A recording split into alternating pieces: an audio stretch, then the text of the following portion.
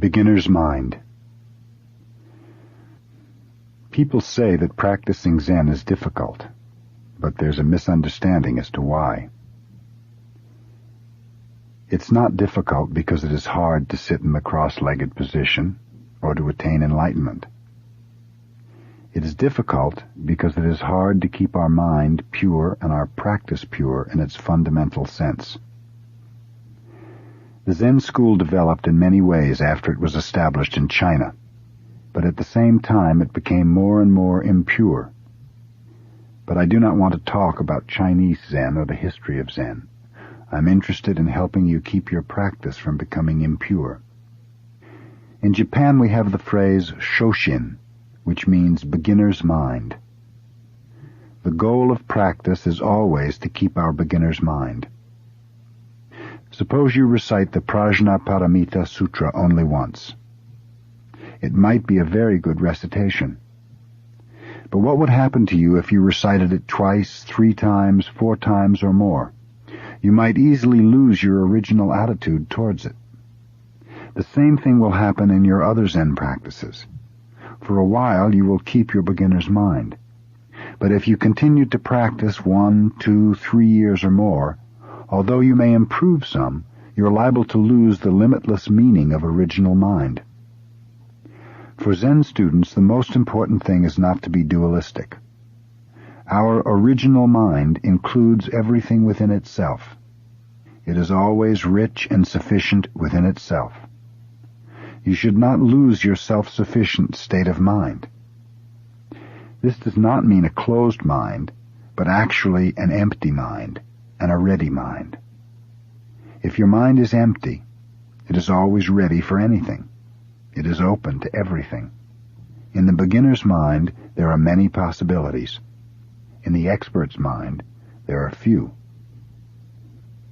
If you discriminate too much, you limit yourself. If you are too demanding or too greedy, your mind is not rich and self-sufficient. If we lose our original self-sufficient mind, we will lose all precepts. When your mind becomes demanding, when you long for something, you will end up violating your own precepts, not to tell lies, not to steal, not to kill, not to be immoral, and so forth. If you keep your original mind, the precepts will keep themselves. In the beginner's mind, there is no thought, I have attained something. All self-centered thoughts limit our vast mind.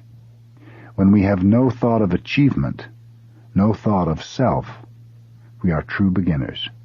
Then we can really learn something. The beginner's mind is the mind of compassion. When our mind is compassionate, it is boundless. Dogen Zenji, the founder of our school, always emphasized how important it is to resume our boundless original mind. Then we are always true to ourselves, in sympathy with all beings, and can actually practice. So the most difficult thing is always to keep your beginner's mind. There's no need to have a deep understanding of Zen. Even though you read much Zen literature, you must read each sentence with a fresh mind. You should not say, I know what Zen is, or I have attained enlightenment. This is also the real secret of the arts. Always be a beginner. Be very, very careful about this point. If you start to practice Zazen, you will begin to appreciate your beginner's mind. It is the secret of Zen practice. Right practice. Posture. Now I would like to talk about our Zazen posture. When you sit in the full lotus position, your left foot is on your right thigh, and your right foot is on your left thigh. When we cross our legs like this, even though we have a right leg and a left leg, they have become one. The position expresses the oneness of duality, not two and not one. This is the most important teaching, not two and not one. Our body and mind are not two and not one. If you think your body and mind are two, that is wrong. If you think that they are one, that is also wrong. Our body and mind are both two and one. We usually think that if something is not one, it is more than one. If it is not singular, it is plural, but in actual experience, our life is not only plural, but also singular. Each one of us is both dependent and independent. After some years, we will die. If we just think that it is the end of our life, this will be the wrong understanding. But on the other hand, if we think that we do not die, this is also wrong.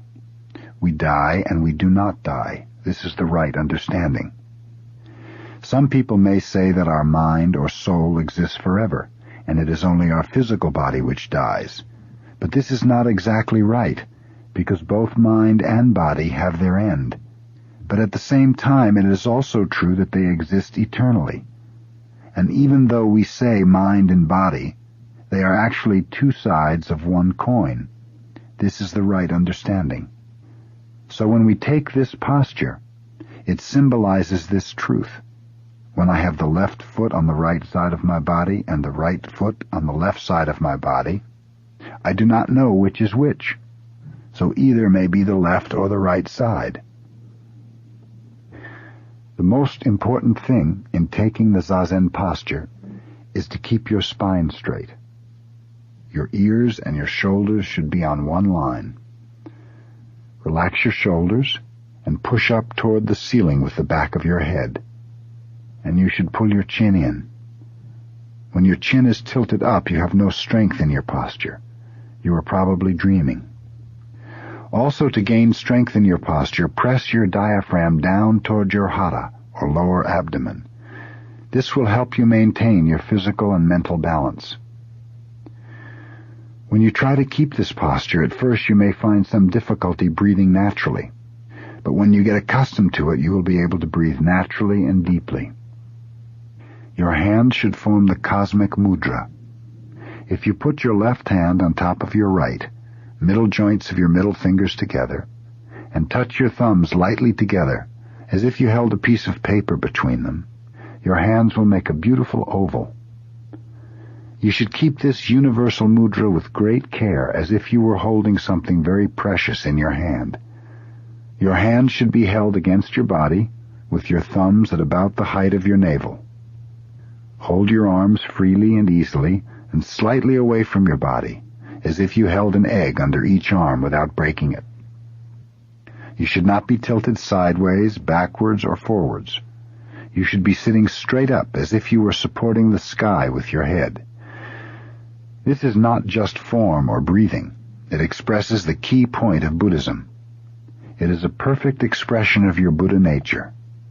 If you want true understanding of Buddhism, you should practice this way. These forms are not a means of obtaining the right state of mind. To take this posture itself is the purpose of our practice. When you have this posture, you have the right state of mind, so there's no need to try to attain some special state. When you try to attain something, your mind starts to wander about somewhere else. When you do not try to attain anything, you have your own body and mind right here. A Zen master would say, kill the Buddha. Kill the Buddha if the Buddha exists somewhere else. Kill the Buddha because you should resume your own Buddha nature. Doing something is expressing your own nature. We do not exist for the sake of something else. We exist for the sake of ourselves. This is the fundamental teaching expressed in the forms we observe. Just as for sitting, when we stand in the zendo, we have some rules. But the purpose of these rules is not to make everyone the same, but to allow each to express his own self most freely. For instance, each one of us has his own way of standing, so our standing posture is based on the proportions of our own bodies. When you stand, your heels should be as far apart as the width of your own fist. Your big toes in line with the centers of your breasts. As in Zazen, put some strength in your abdomen. Here also your hand should express yourself. Hold your left hand against your chest with fingers encircling your thumb, and put your right hand over it. Holding your thumb pointing downward and your forearms parallel to the floor, you feel as if you have some round pillar in your grasp, a big round temple pillar, so you cannot be slumped or tilted to the side. The most important point is to own your own physical body. If you slump, you will lose yourself. Your mind will be wandering about somewhere else. You will not be in your body. This is not the way. We must exist right here, right now. This is the key point. You must have your own body and mind. Everything should exist in the right place in the right way. Then there is no problem. If the microphone I use when I speak exists somewhere else, it will not serve its purpose. When we have our body and mind in order, everything else will exist in the right place, in the right way. But usually without being aware of it, we try to change something other than ourselves. We try to order things outside us. But it is impossible to organize things if you yourself are not in order. When you do things in the right way, at the right time, everything else will be organized. You are the boss. When the boss is sleeping, everyone is sleeping. When the boss does something right, everyone will do everything right and at the right time. That is the secret of Buddhism. So try always to keep the right posture, not only when you practice Zazen, but in all your activities. Take the right posture when you are driving your car and when you are reading. If you read in a slumped position, you cannot stay awake long. Try. You will discover how important it is to keep the right posture. This is the true teaching. The teaching which is written on paper is not the true teaching. Written teaching is a kind of food for your brain. Of course, it's necessary to take some food for your brain, but it is more important to be yourself by practicing the right way of life. That is why Buddha could not accept the religions existing at his time. He studied many religions, but he was not satisfied with their practices. He could not find the answer in asceticism or in philosophies. He was not interested in some metaphysical existence, but in his own body and mind, here and now. And when he found himself, he found that everything that exists has Buddha nature. That was his enlightenment. Enlightenment is not some good feeling or some particular state of mind. The state of mind that exists when you sit in the right posture is itself enlightenment. If you cannot be satisfied with the state of mind you have in Zazen, it means your mind is still wandering about. Our body and mind should not be wobbling or wandering about. In this posture, there's no need to talk about the right state of mind. You already have it. This is the conclusion of Buddhism. Breathing. When we practice Zazen, our mind always follows our breathing. When we inhale, the air comes into the inner world. When we exhale, the air goes out to the outer world. The inner world is limitless, and the outer world is also limitless. We say inner world or outer world, but actually there is just one whole world. In this limitless world, our throat is like a swinging door. The air comes in and goes out like someone passing through a swinging door. If you think, I breathe, the I is extra. There is no you to say I. What we call I is just a swinging door, which moves when we inhale and when we exhale. It just moves, that's all. When your mind is pure and calm enough to follow this movement, there's nothing. No I, no world, no mind, no body, just a swinging door. So when we practice Zazen, all that exists is the movement of the breathing, but we're aware of this movement. You should not be absent-minded. But to be aware of the movement does not mean to be aware of your small self, but rather of your universal nature or Buddha nature. This kind of awareness is very important because we are usually so one-sided. Our usual understanding of life is dualistic. You and I, this and that, good and bad. But actually, these discriminations are themselves the awareness of the universal existence. You means to be aware of the universe in the form of you, and I means to be aware of it in the form of I. You and I are just swinging doors. This kind of understanding is necessary. This should not even be called understanding.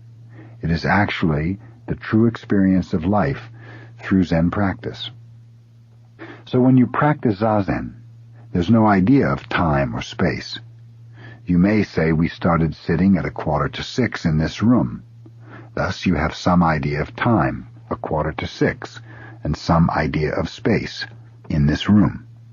Actually, what you are doing, however, is just sitting and being aware of the universal activity. That is all. This moment the swinging door is opening in one direction, and the next moment the swinging door will be opening in the opposite direction. Moment after moment, each one of us repeats this activity. Here there is no idea of time or space. Time and space are one. You may say, I must do something this afternoon. But actually there's no this afternoon. We do things one after the other, that's all. There is no such time as this afternoon, or 1 o'clock, or 2 o'clock.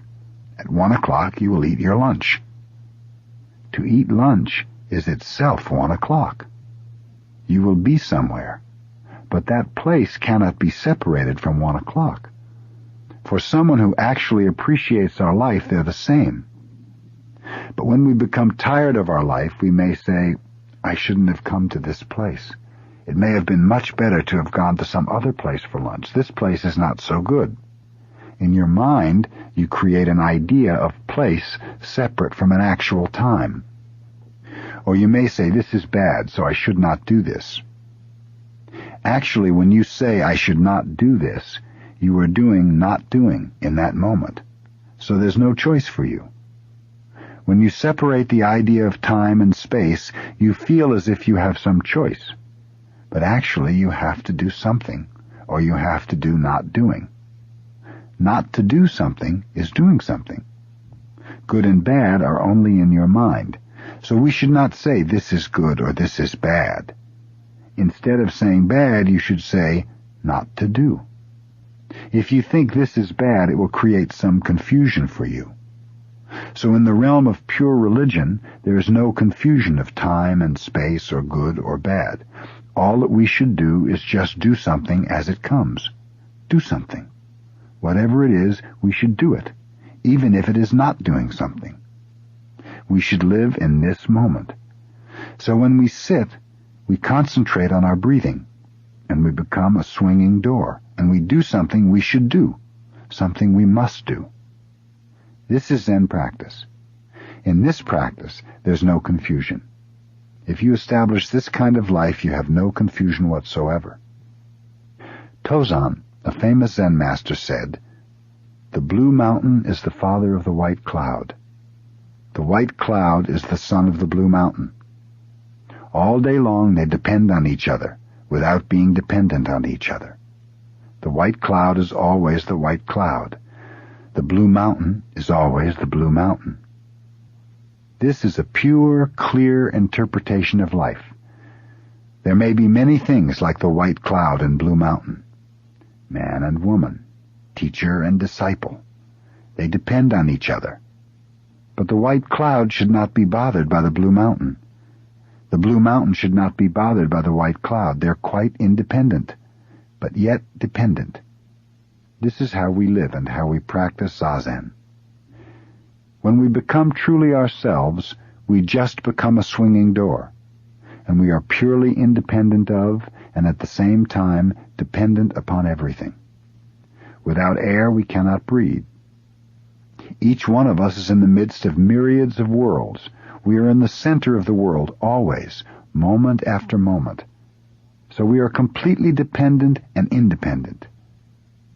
If you have this kind of experience, this kind of existence, you have absolute independence.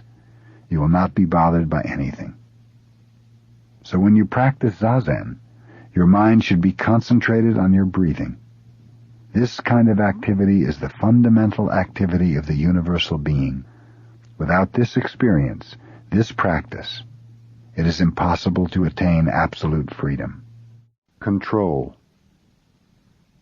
To live in the realm of Buddha nature means to die as a small being, moment after moment. When we lose our balance, we die. But at the same time, we also develop ourselves. We grow. Whatever we see is changing, losing its balance. The reason everything looks beautiful is because it is out of balance. But its background is always in perfect harmony. This is how everything exists in the realm of Buddha nature, losing its balance against a background of perfect balance. So if you see things without realizing the background of Buddha nature, everything appears to be in the form of suffering. But if you understand the background of existence, you realize that suffering itself is how we live and how we extend our life. So in Zen, sometimes we emphasize the imbalance or disorder of life. Nowadays, traditional Japanese painting has become pretty formal and lifeless. That is why modern art has developed. Ancient painters used to practice putting dots on paper in artistic disorder. This is rather difficult.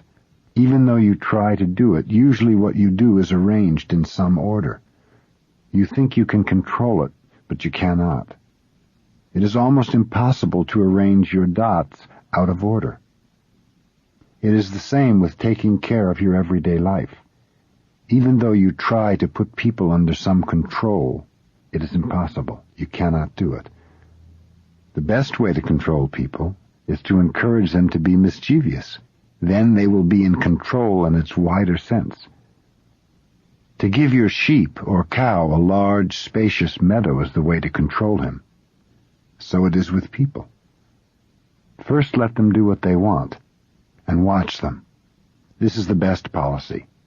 To ignore them is not good. That is the worst policy. The second worst is trying to control them. The best one is to watch them. Just to watch them, without trying to control them. The same way works for you yourself as well. If you want to obtain perfect calmness in your Zazen, you should not be bothered by the various images you find in your mind. Let them come and let them go.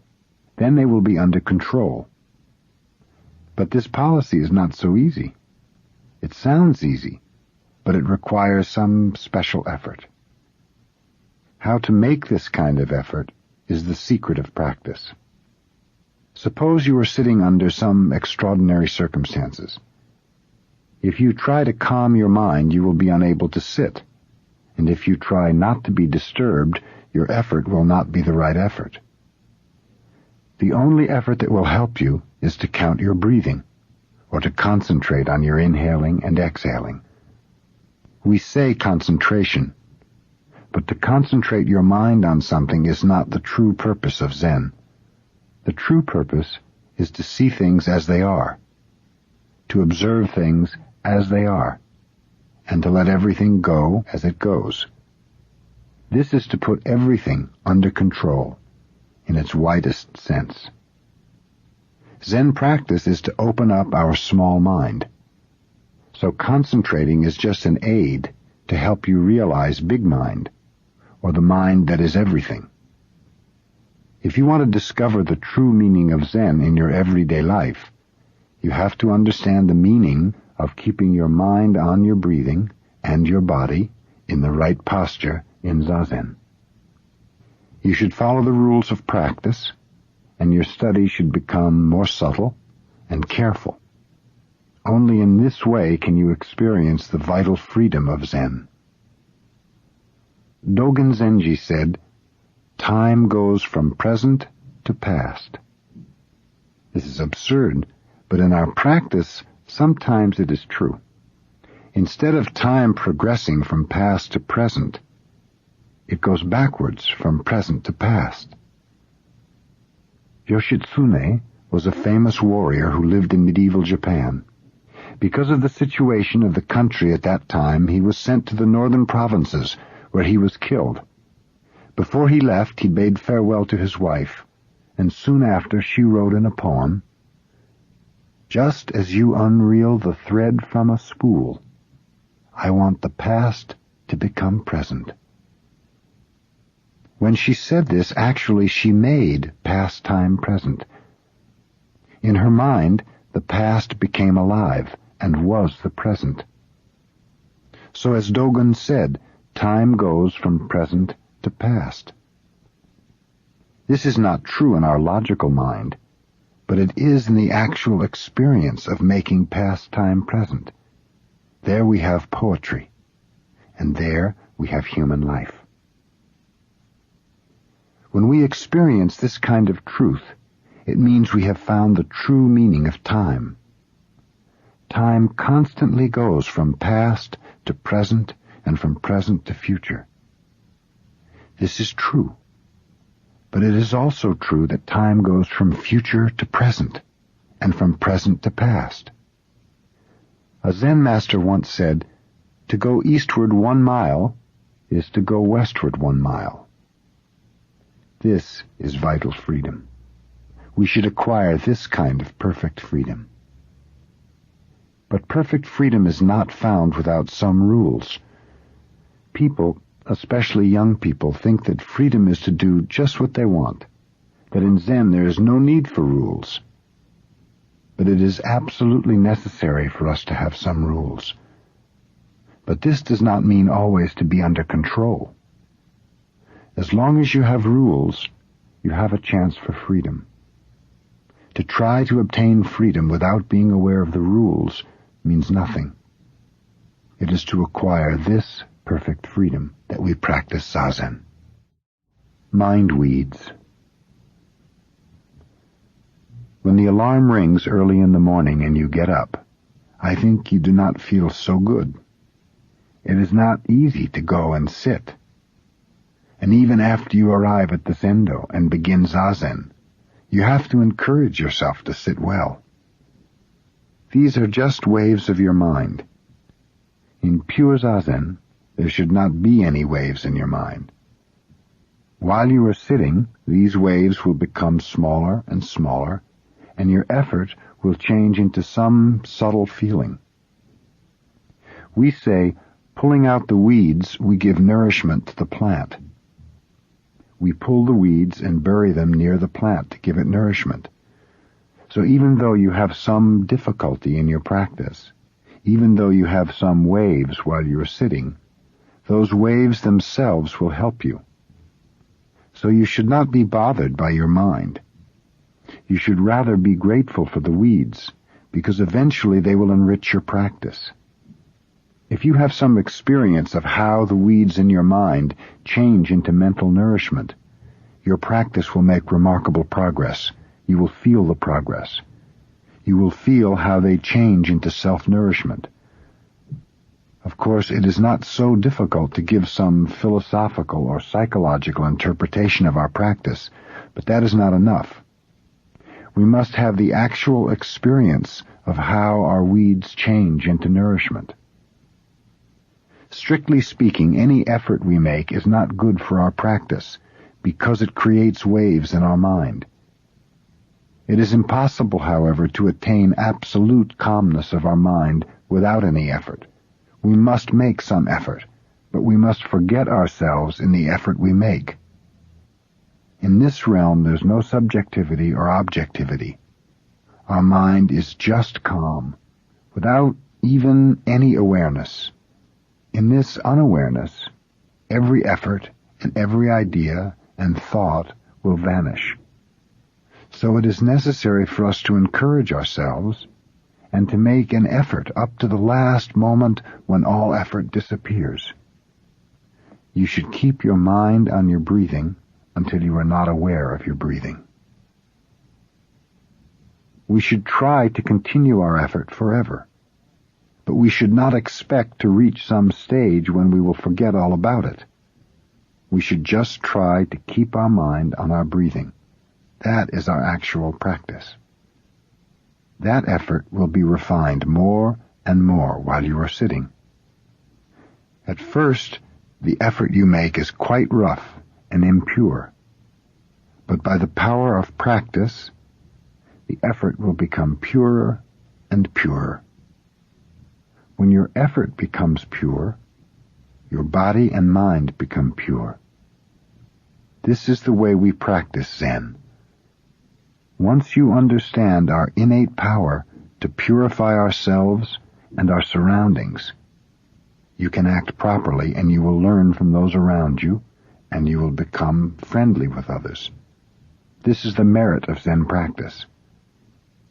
But the way of practice is just to be concentrated on your breathing, with the right posture and with great, pure effort. This is how we practice Zen. The marrow of Zen. In our scriptures, Samyuktagama Sutra, Volume 33, it is said that there are 4 kinds of horses: excellent ones, good ones, poor ones, and bad ones. The best horse will run slow and fast, right and left, at the driver's will before it sees the shadow of the whip. The second best will run as well as the first one does, just before the whip reaches its skin. The third one will run when it feels pain on its body. The fourth will run after the pain penetrates to the marrow of its bones. You can imagine how difficult it is for the fourth one to learn how to run. When we hear this story, almost all of us want to be the best horse. If it is impossible to be the best one, we want to be the second best. This is, I think, the usual understanding of this story and of Zen. You may think that when you sit in Zazen, you will find out whether you are one of the best horses or one of the worst ones. Here, however, there is a misunderstanding of Zen. If you think the aim of Zen practice is to train you to become one of the best horses, you will have a big problem. This is not the right understanding. If you practice Zen in the right way, it does not matter whether you are the best horse or the worst one. When you consider the mercy of Buddha, how do you think Buddha will feel about the 4 kinds of horses? He will have more sympathy for the worst one than for the best one. When you are determined to practice Zazen with the great mind of Buddha, you will find the worst horse is the most valuable one. In your very imperfections, you will find the basis for your firm, way-seeking mind. Those who can sit perfectly physically usually take more time to obtain the true way of Zen, the actual feeling of Zen, the marrow of Zen. But those who find great difficulties in practicing Zen will find more meaning in it. So I think that sometimes the best horse may be the worst horse, and the worst horse can be the best one. If you study calligraphy, you will find that those who are not so clever usually become the best calligraphers. Those who are very clever with their hands often encounter great difficulty after they have reached a certain stage. This is also true in art and in Zen. It is true in life. So when we talk about Zen, we cannot say, he is good, or he is bad, in the ordinary sense of the words. The posture taken in Zazen is not the same for each of us. For some, it may be impossible to take the cross-legged posture. But even though you cannot take the right posture, when you arouse your real way-seeking mind, you can practice Zen in its true sense. Actually, it is easier for those who have difficulties in sitting to arouse the true way-seeking mind than for those who can sit easily. When we reflect on what we are doing in our everyday life, we are always ashamed of ourselves. One of my students wrote to me saying, "You sent me a calendar, and I am trying to follow the good mottos which appear on each page. But the year has hardly begun, and already I have failed." Dogen Zenji said, "Shoshaku Jushaku." Shaku generally means mistake or wrong. Shoshaku Jushaku means to succeed wrong with wrong, or one continuous mistake. According to Dogen, one continuous mistake can also be Zen. A Zen master's life could be said to be so many years of Shoshaku Jushaku. This means so many years of one single-minded effort. We say a good father is not a good father. Do you understand? One who thinks he is a good father is not a good father. One who thinks he is a good husband is not a good husband. One who thinks he is one of the worst husbands may be a good one if he is always trying to be a good husband with a single-hearted effort. If you find it impossible to sit because of some pain or some physical difficulty, then you should sit anyway, using a thick cushion or a chair. Even though you are the worst horse, you will get to the marrow of Zen. Suppose your children are suffering from a hopeless disease. You do not know what to do. You cannot lie in bed. Normally the most comfortable place for you would be a warm, comfortable bed, but now because of your mental agony you cannot rest. You may walk up and down, in and out, but this does not help.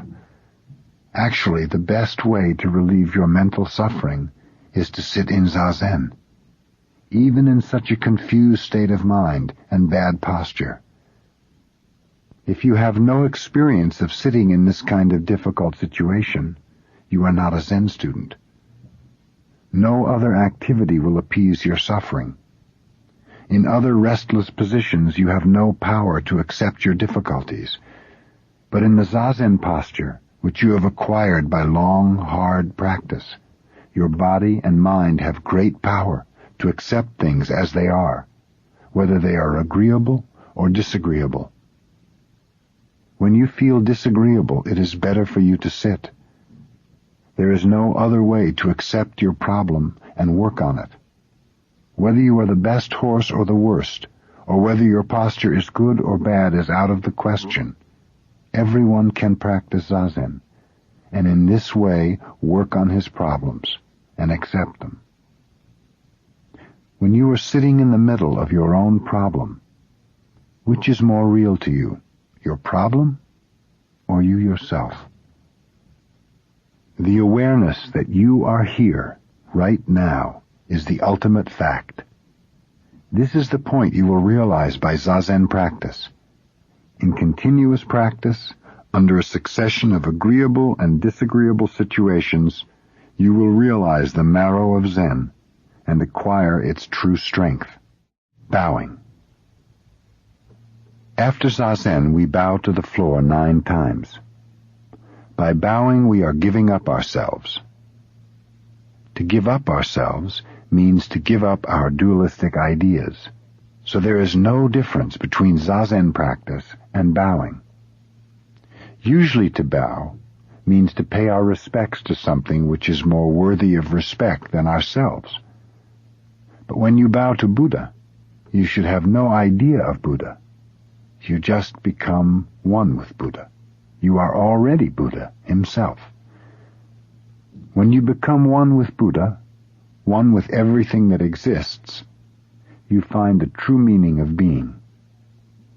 When you forget all your dualistic ideas, everything becomes your teacher, and everything can be the object of worship. When everything exists within your big mind, all dualistic relationships drop away. There is no distinction between heaven and earth, man and woman, teacher and disciple. Sometimes a man bows to a woman.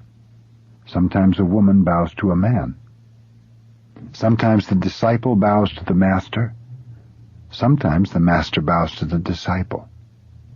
A master who cannot bow to his disciple cannot bow to Buddha. Sometimes the master and disciple bow together to Buddha. Sometimes we may bow to cats and dogs.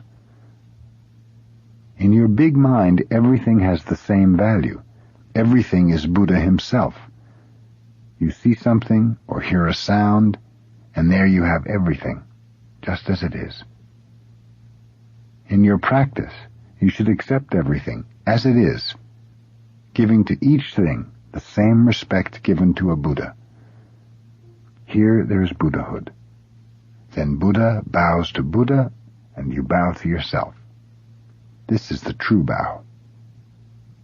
If you do not have this firm conviction of big mind in your practice, your bow will be dualistic. When you are just yourself, you bow to yourself in its true sense, and you are one with everything. Only when you are you yourself can you bow to everything in its true sense. Bowing is a very serious practice. You should be prepared to bow even in your last moment. When you cannot do anything except bow, you should do it. This kind of conviction is necessary. Bow with this spirit, and all the precepts, all the teachings are yours, and you will possess everything within your big mind.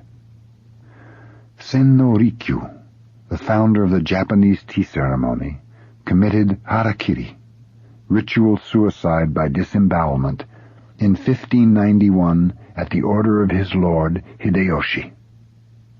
Just before Rikyu took his own life, he said, "When I have this sword, there is no Buddha and no patriarchs."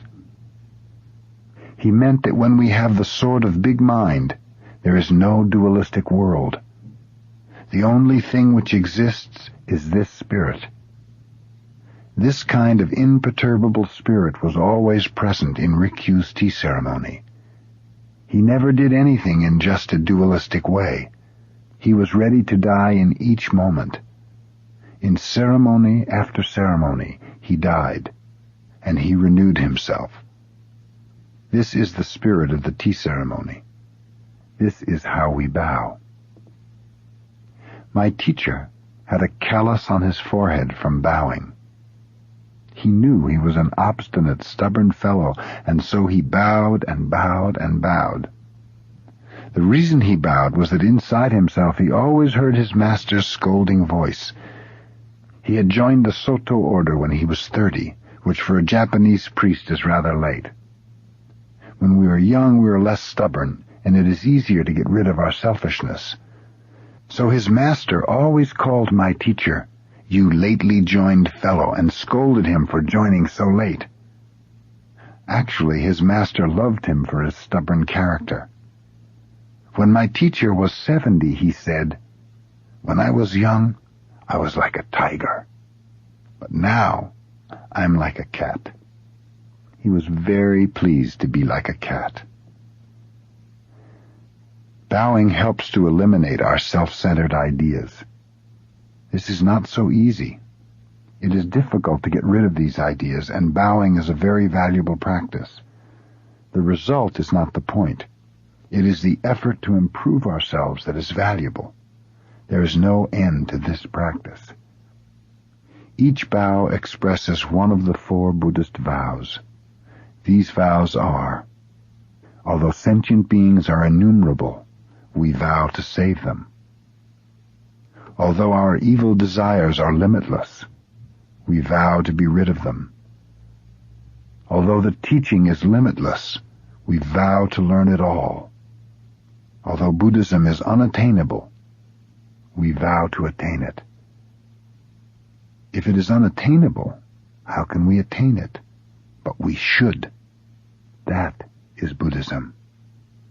To think, because it is possible we will do it, is not Buddhism. Even though it is impossible, we have to do it because our true nature wants us to. But actually, whether or not it is possible is not the point. If it is our inmost desire to get rid of our self-centered ideas, we have to do it. When we make this effort, our inmost desire is appeased and nirvana is there. Before you determine to do it, you have difficulty. But once you start to do it, you have none. Your effort appeases your inmost desire. There is no other way to attain calmness. Calmness of mind does not mean you should stop your activity. Real calmness should be found in activity itself. We say it is easy to have calmness in inactivity. It is hard to have calmness in activity. But calmness in activity is true calmness. After you have practiced for a while, you will realize that it is not possible to make rapid, extraordinary progress. Even though you try very hard, the progress you make is always little by little. It is not like going out in a shower in which you know when you get wet. In a fog, you do not know you are getting wet. But as you keep walking, you get wet little by little. If your mind has ideas of progress, you may say, "Oh, this pace is terrible." But actually it is not. When you get wet in a fog, it is very difficult to dry yourself. So there is no need to worry about progress. It is like studying a foreign language. You cannot do it all of a sudden, but by repeating it over and over, you will master it. This is the Soto way of practice. We can say either that we make progress little by little, or that we do not even expect to make progress. Just to be sincere and make our full effort in each moment is enough. There is no nirvana outside our practice. Nothing special. I do not feel like speaking after Zazen. I feel the practice of Zazen is enough. But if I must say something, I think I would like to talk about how wonderful it is to practice Zazen. Our purpose is just to keep this practice forever. This practice started from beginningless time, and it will continue into an endless future. Strictly speaking, for a human being, there is no other practice than this practice. There is no other way of life than this way of life. Zen practice is the direct expression of our true nature. Of course, whatever we do is the expression of our true nature. But without this practice, it is difficult to realize. It is our human nature to be active, and the nature of every existence. As long as we are alive, we are always doing something. But as long as you think, "I am doing this," or "I have to do this," or "I must attain something special," you are actually not doing anything. When you give up, when you no longer want something, or when you do not try to do anything special, then you do something. When there is no gaining idea in what you do, then you do something. In Zazen, what you are doing is not for the sake of anything. You may feel as if you were doing something special, but actually it is only the expression of your true nature. It is the activity which appeases your inmost desire. But as long as you think you are practicing Zazen for the sake of something, that is not true practice. If you continue this simple practice every day, you will obtain a wonderful power. Before you attain it, it is something wonderful. But after you obtain it, it is nothing special. It is just you, yourself, nothing special. As a Chinese poem says, "I went and I returned. It was nothing special." Rozan, famous for its misty mountains, Secco for its water. People think it must be wonderful to see the famous range of mountains covered by mists, and the water said to cover all the earth. But if you go there, you will just see water and mountains, nothing special. It is a kind of mystery that for people who have no experience of enlightenment, enlightenment is something wonderful. But if they attain it, it is nothing. But yet it is not nothing. Do you understand? For a mother with children, having children is nothing special. That is Zazen. So if you continue this practice, more and more you will acquire something. Nothing special, but nevertheless something. You may say, universal nature, or Buddha nature, or enlightenment. You may call it by many names, but for the person who has it, it is nothing and it is something. When we express our true nature, we are human beings. When we do not know what we are. We are not an animal because we walk on two legs. We are something different from an animal, but what are we? We may be a ghost. We do not know what to call ourselves. Such a creature does not actually exist. It is a delusion. We are not a human being anymore, but we do exist. When Zen is not Zen, nothing exists. Intellectually, my talk makes no sense, but if you have experienced true practice, you will understand what I mean. If something exists, it has its own true nature, its Buddha nature. In the Parinirvana Sutra, Buddha says, everything has Buddha nature. But Dogen reads it in this way, everything is Buddha nature. There is a difference. If you say everything has Buddha nature, it means Buddha nature is in each existence, so Buddha nature and each existence are different. But when you say everything is Buddha nature, it means everything is Buddha nature itself. When there is no Buddha nature, there is nothing at all. Something apart from Buddha nature is just a delusion. It may exist in your mind, but such things actually do not exist. So, to be a human being is to be a Buddha. Buddha nature is just another name for human nature, our true human nature. Thus, even though you do not do anything, you are actually doing something. You are expressing yourself. You are expressing your true nature. Your eyes will express, your voice will express, your demeanor will express. The most important thing is to express your true nature in the simplest, most adequate way and to appreciate it in the smallest existence. While you are continuing this practice, week after week, year after year, your experience will become deeper and deeper, and your experience will cover everything you do in your everyday life. The most important thing is to forget all gaining ideas, all dualistic ideas. In other words, just practice Zazen in a certain posture. Do not think about anything. Just remain on your cushion without expecting anything. Then, eventually, you will resume your own true nature. That is to say, your own true nature resumes itself. Part 2. Right Attitude. Single-minded way. The purpose of my talk is not to give you some intellectual understanding, but just to express my appreciation of our Zen practice. To be able to sit with you in Zazen is very, very unusual. Of course, whatever we do is unusual because our life itself is so unusual. Buddha said, to appreciate your human life is as rare as soil on your fingernail. You know, dirt hardly ever sticks on your nail. Our human life is rare and wonderful. When I sit, I want to remain sitting forever. But I encourage myself to have another practice. For instance, to recite the sutra or to bow. And when I bow, I think, this is wonderful. But I have to change my practice again to recite the sutra.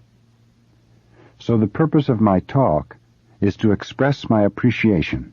That is all. Our way is not to sit to acquire something. It is to express our true nature. That is our practice. If you want to express yourself, your true nature, there should be some natural and appropriate way of expression. Even swaying right and left as you sit down or get up from Zazen is an expression of yourself. It is not preparation for practice or relaxation after practice. It is part of the practice. So we should not do it as if it were preparing for something else. This should be true in your everyday life. To cook or to fix some food is not preparation. According to Dogen, it is practice. To cook is not just to prepare food for someone or for yourself. It is to express your sincerity. So when you cook, you should express yourself in your activity in the kitchen. You should allow yourself plenty of time. You should work on it with nothing in your mind and without expecting anything. You should just cook. That is also an expression of our sincerity, a part of our practice. It is necessary to sit in zazen in this way, but sitting is not our only way. Whatever you do, it should be an expression of the same deep activity. We should appreciate what we are doing. There is no preparation for something else. The Bodhisattva's way is called the single-minded way, or one railway track thousands of miles long. The railway track is always the same. If it were to become wider or narrower, it would be disastrous. Wherever you go, the railway track is always the same. That is the Bodhisattva's way. So even if the sun were to rise from the west, the Bodhisattva has only one way. His way is in each moment to express his nature and his sincerity. We say railway track, but actually there's no such thing. Sincerity itself is the railway track. The sights we see from the train will change, but we're always running on the same track, and there's no beginning or end to the track. Beginningless and endless track. There's no starting point, nor goal, nothing to attain. Just to run on the track is our way. This is the nature of our Zen practice. But when you become curious about the railway track, danger is there. You should not see the railway track. If you look at the track, you'll become dizzy. Just appreciate the sights you see from the train. That's our way. There is no need for the passengers to be curious about the track. Someone will take care of it. Buddha will take care of it. But sometimes we try to explain the railway track because we become curious if something is always the same. We wonder, how is it possible for the Bodhisattva always to be the same? What is his secret? But there is no secret. Everyone has the same nature as the railway track. There were two good friends, Chokai and Hofuku. They were talking about the Bodhisattva's way, and Chokai said, "Even if the Arhat, an enlightened one, were to have evil desires, still the Tathagata Buddha does not have two kinds of words. I say that the Tathagata has words, but no dualistic words." Hofuku said, "Even though you say so, your comment is not perfect." Chokai asked, "What is your understanding of the Tathagata's words?" Hofuku said, "We have had enough discussion, so let's have a cup of tea." Hofuku did not give his friend an answer, because it is impossible to give a verbal interpretation of our way. Nevertheless, as a part of their practice, these two good friends discussed the Bodhisattva's way, even though they did not expect to find a new interpretation. So Hofuku answered, "Our discussion is over. Let's have a cup of tea." That's a very good answer, isn't it? It's the same for my talk. When my talk is over, your listening is over. There's no need to remember what I say. There's no need to understand what I say. You understand. You have full understanding within yourself. There is no problem. Repetition. The Indian thought and practice encountered by Buddha was based on an idea of human beings as a combination of spiritual and physical elements. They thought that the physical side of man bound the spiritual side, and so their religious practice was aimed at making the physical element weaker in order to free and strengthen the spirit. Thus the practice Buddha found in India emphasized asceticism.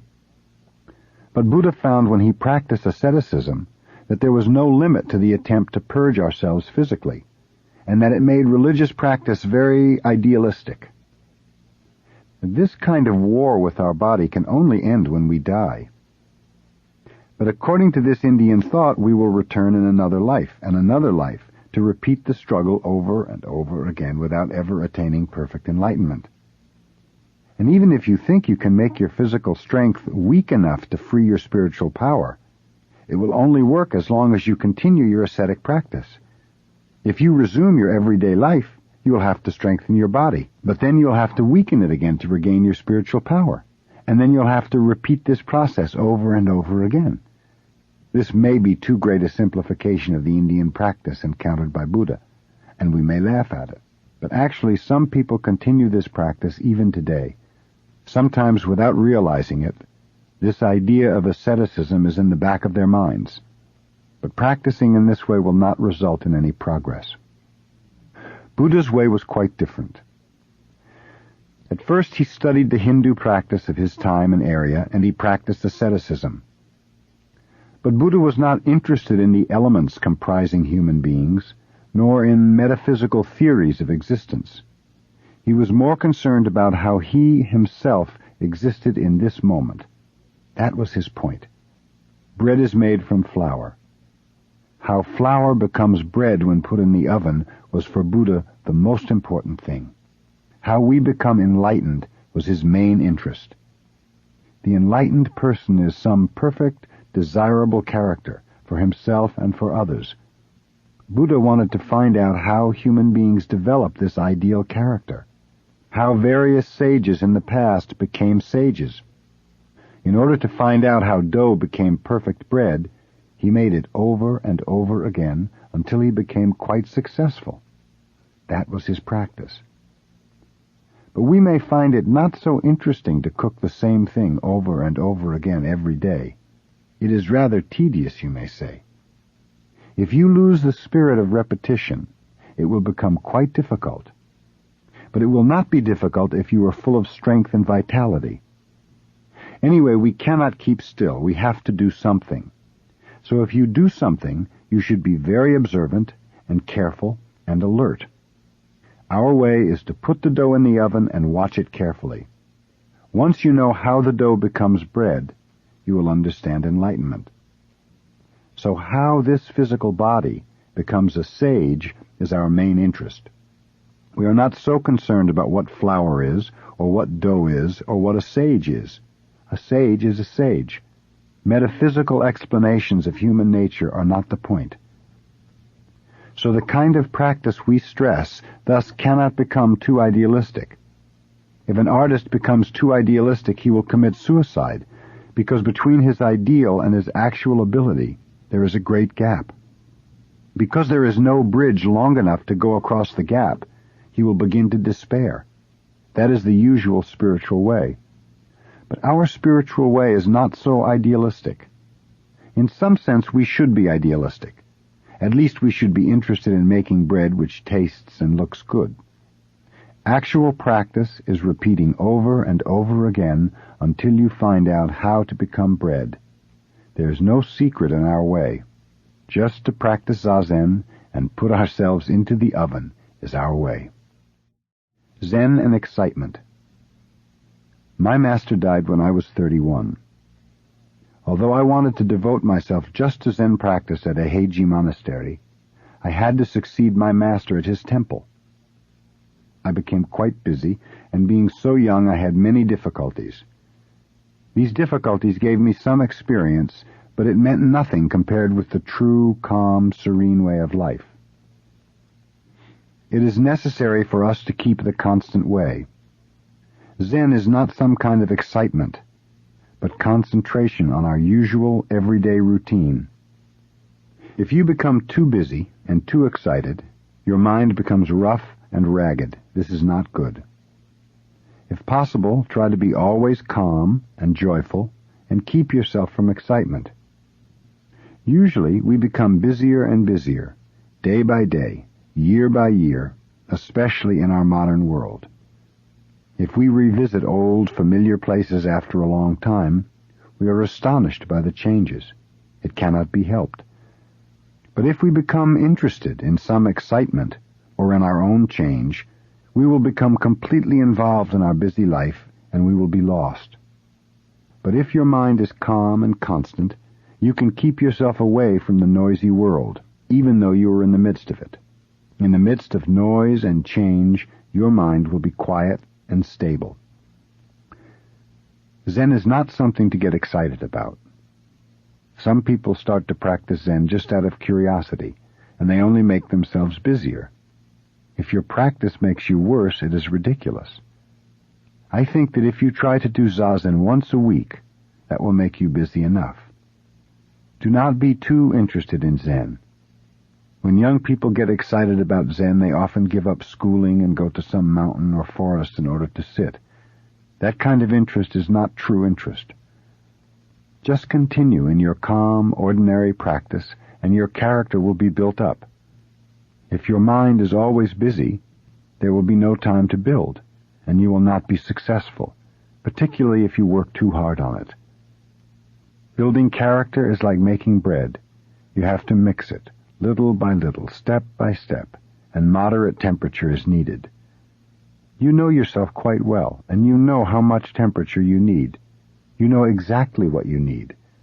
But if you get too excited, you will forget how much temperature is good for you, and you will lose your own way. This is very dangerous. Buddha said the same thing about the good ox driver. The driver knows how much load the ox can carry, and he keeps the ox from being overloaded. You know your way and your state of mind. Do not carry too much. Buddha also said that building character is like building a dam. You should be very careful in making the bank. If you try to do it all at once, water will leak from it. Make the bank carefully, and you'll end up with a fine dam for the reservoir. Our unexciting way of practice may appear to be very negative. This is not so. It is a wise and effective way to work on ourselves. It is just very plain. I find this point very difficult for people, especially young people, to understand. On the other hand, it may seem as if I am speaking about gradual attainment. This is not so either. In fact, this is the sudden way, because when your practice is calm and ordinary, everyday life itself is enlightenment. Right effort. The most important point in our practice is to have right or perfect effort. Right effort directed in the right direction is necessary. If your effort is headed in the wrong direction, especially if you're not aware of this, it is diluted effort. Our effort in our practice should be directed from achievement to non-achievement. Usually when you do something, you want to achieve something. You attach to some result. From achievement to non-achievement means to be rid of the unnecessary and bad results of effort. If you do something in the spirit of non-achievement, there's a good quality in it. So just to do something without any particular effort is enough. When you make some special effort to achieve something, some excessive quality, some extra element is involved in it. You should get rid of excessive things. If your practice is good, without being aware of it, you will become proud of your practice. That pride is extra. What you do is good, but something more is added to it, so you should get rid of that something which is extra. This point is very, very important, but usually we are not subtle enough to realize it, and we go in the wrong direction. Because all of us are doing the same thing and making the same mistake, we do not realize it. So without realizing it, we are making many mistakes, and we create problems among us. This kind of bad effort is called being dharma-ridden, or practice-ridden. You are involved in some idea of practice or attainment, and you cannot get out of it. When you are involved in some dualistic idea, it means your practice is not pure. By purity, we do not mean to polish something, trying to make some impure thing pure. By purity, we just mean things as they are. When something is added, that is impure. When something becomes dualistic, that is not pure. If you think you will get something from practicing Zazen, already you are involved in impure practice. It is all right to say there is practice and there is enlightenment, but we should not be caught by the statement. You should not be tainted by it. When you practice Zazen, just practice Zazen. If enlightenment comes, it just comes. We should not attach to the attainment. The true quality of Zazen is always there, even if you're not aware of it. So forget all about what you think you may have gained from it. Just do it. The quality of Zazen will express itself. Then you will have it. People ask what it means to practice Zazen with no gaining idea. What kind of effort is necessary for that kind of practice? The answer is effort to get rid of something extra from our practice. If some extra idea comes, you should try to stop it. You should remain in pure practice. That's the point toward which our effort is directed. We say, to hear the sound of one hand clapping. Usually the sound of clapping is made with two hands, and we think that clapping with one hand makes no sound at all. But actually, one hand is sound. Even though you do not hear it, there is sound. If you clap with two hands, you can hear the sound. But if sound did not already exist before you clapped, you could not make the sound. Before you make it, there is sound. Because there is sound, you can make it, and you can hear it. Sound is everywhere.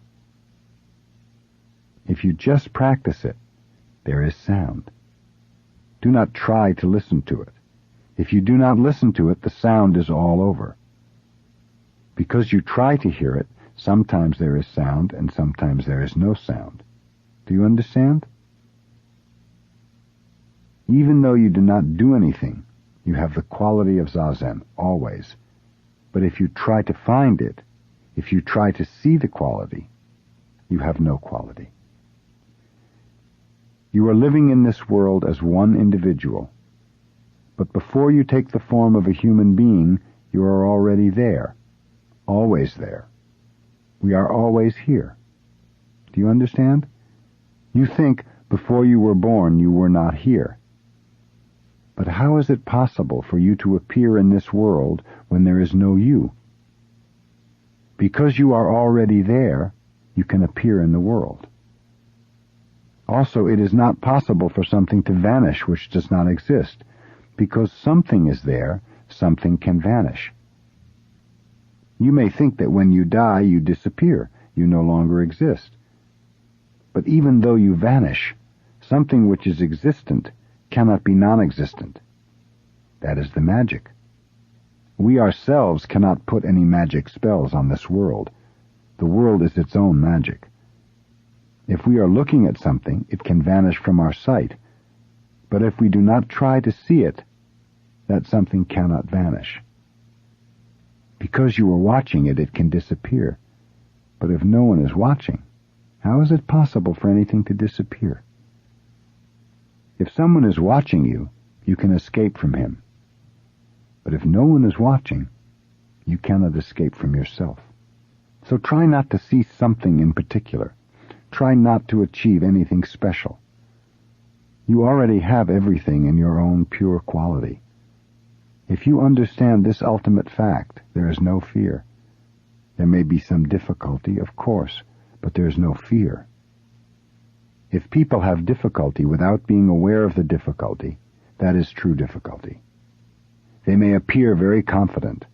They may think they are making a big effort in the right direction, but without knowing it, what they do comes out of fear. Something may vanish for them. But if your effort is in the right direction, then there is no fear of losing anything.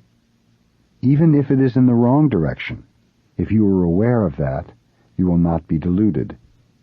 There is nothing to lose. There is only the constant, pure quality of right practice. No trace. When we practice Zazen, our mind is calm and quite simple. But usually our mind is very busy and complicated, and it is difficult to be concentrated on what we are doing. This is because before we act, we think, and this thinking leaves some trace. Our activity is shadowed by some preconceived idea. The thinking not only leaves some trace or shadow, but also gives us many other notions about other activities and things. These traces and notions make our minds very complicated. When we do something with a quite simple, clear mind, we have no notion or shadows, and our activity is strong and straightforward. But when we do something with a complicated mind, in relation to other things or people or society, our activity becomes very complex. Most people have a double or triple notion in one activity. There is a saying, to catch two birds with one stone. That is what people usually try to do. Because they want to catch too many birds, they find it difficult to be concentrated on one activity, and they may end up not catching any birds at all. That kind of thinking always leaves its shadow on their activity. The shadow is not actually the thinking itself. Of course, it is often necessary to think or prepare before we act, but right thinking does not leave any shadow. Thinking which leaves traces comes out of your relative, confused mind. Relative mind is the mind which sets itself in relation to other things, thus limiting itself. It is this small mind which creates gaining ideas and leaves traces of itself. If you leave a trace of your thinking on your activity, you will be attached to the trace. For instance, you may say, "This is what I have done." But actually it is not so. In your recollection you may say, "I did such and such a thing in some certain way." But actually that is never exactly what happened. When you think in this way, you limit the actual experience of what you have done. So if you attach to the idea of what you have done, you are involved in selfish ideas. Often we think what we have done is good, but it may not actually be so. When we become old, we are very often proud of what we have done. When others listen to someone proudly telling something which he has done, they will feel funny, because they know his recollection is one-sided. They know that what he has told them is not exactly what he did. Moreover, if he is proud of what he did, that pride will create some problem for him. Repeating his recollections in this way, his personality will be twisted more and more until he becomes quite a disagreeable, stubborn fellow. This is an example of leaving a trace of one's thinking. We should not forget what we did, but it should be without an extra trace. To leave a trace is not the same as to remember something. It is necessary to remember what we have done, but we should not become attached to what we have done in some special sense. What we call attachment is just these traces of our thought and activity. In order not to leave any traces, when you do something, you should do it with your whole body and mind. You should be concentrated on what you do. You should do it completely, like a good bonfire. You should not be a smoky fire. You should burn yourself completely. If you do not burn yourself completely, a trace of yourself will be left in what you do. You will have something remaining which is not completely burned out.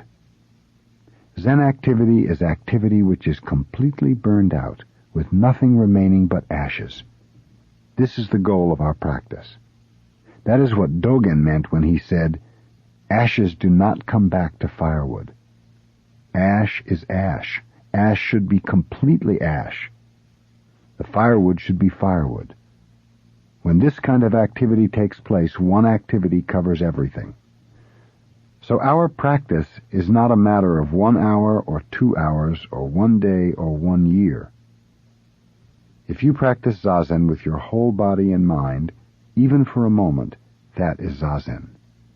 So moment after moment, you should devote yourself to your practice.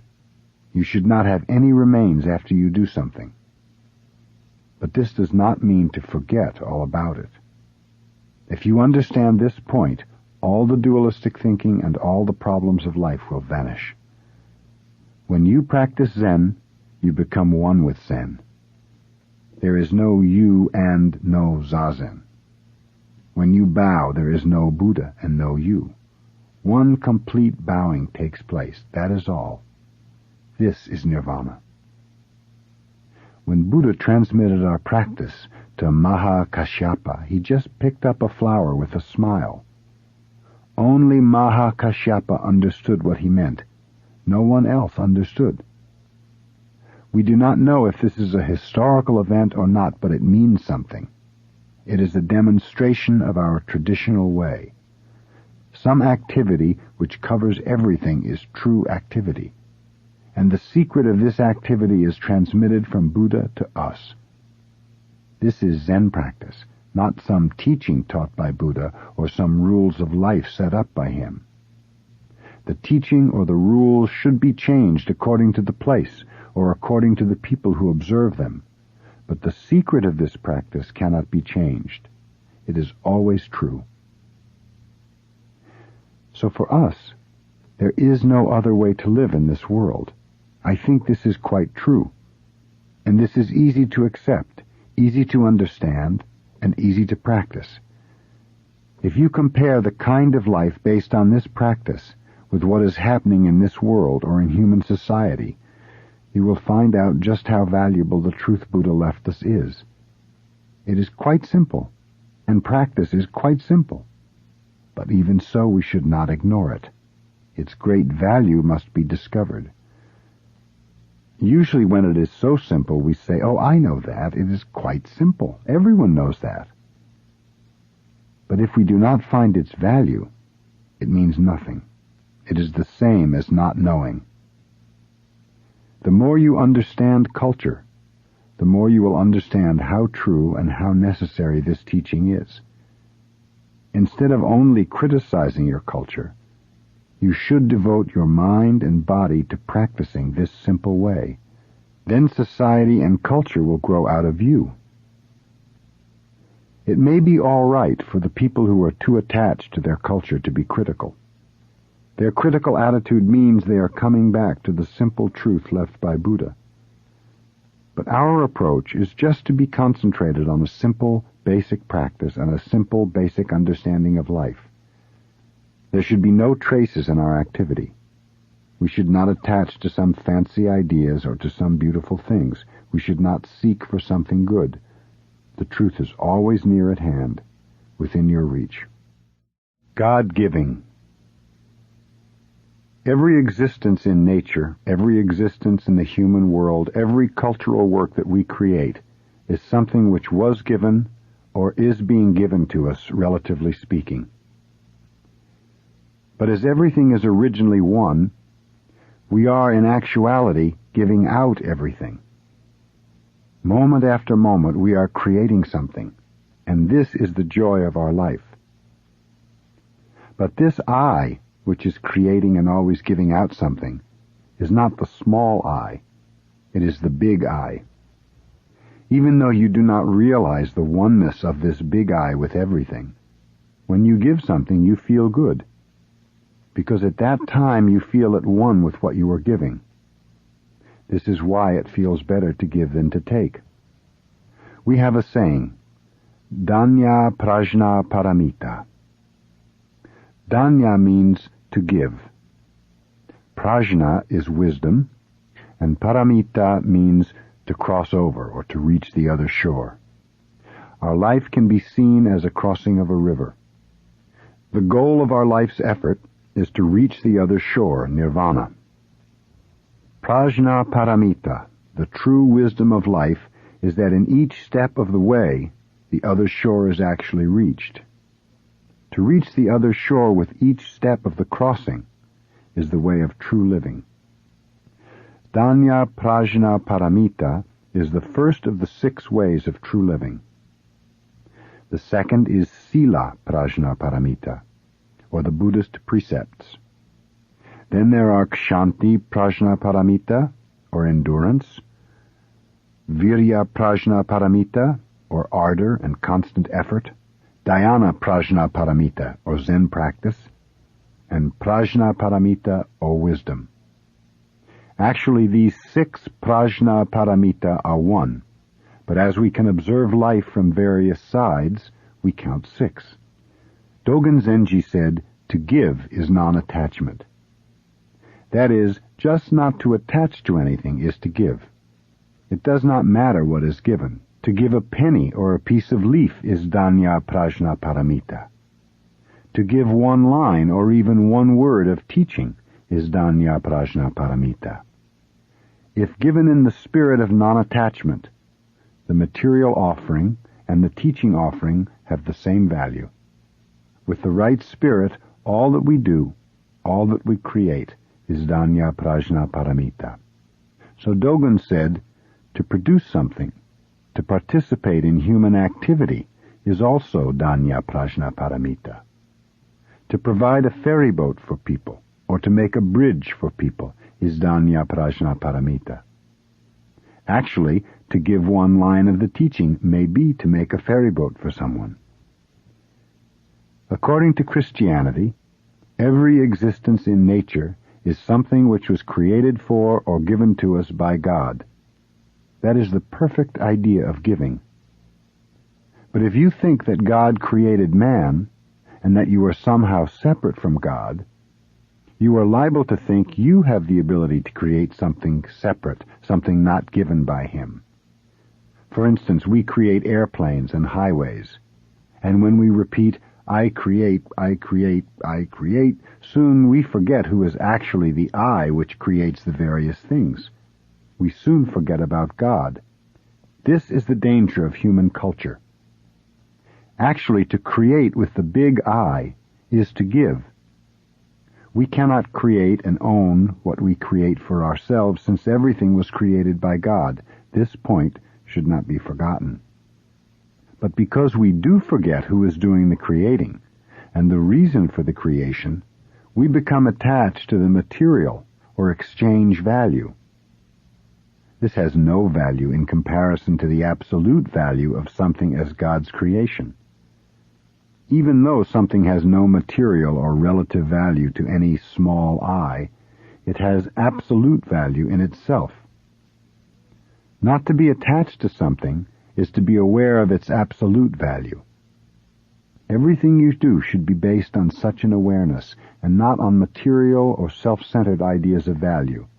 Then whatever you do is true giving, is Danya Prajna Paramita. When we sit in the cross-legged posture, we resume our fundamental activity of creation. There are perhaps three kinds of creation. The first is to be aware of ourselves after we finish Zazen. When we sit, we are nothing. We do not even realize what we are, we just sit. But when we stand up, we are there. That is the first step in creation. When you are there, everything else is there. Everything is created all at once.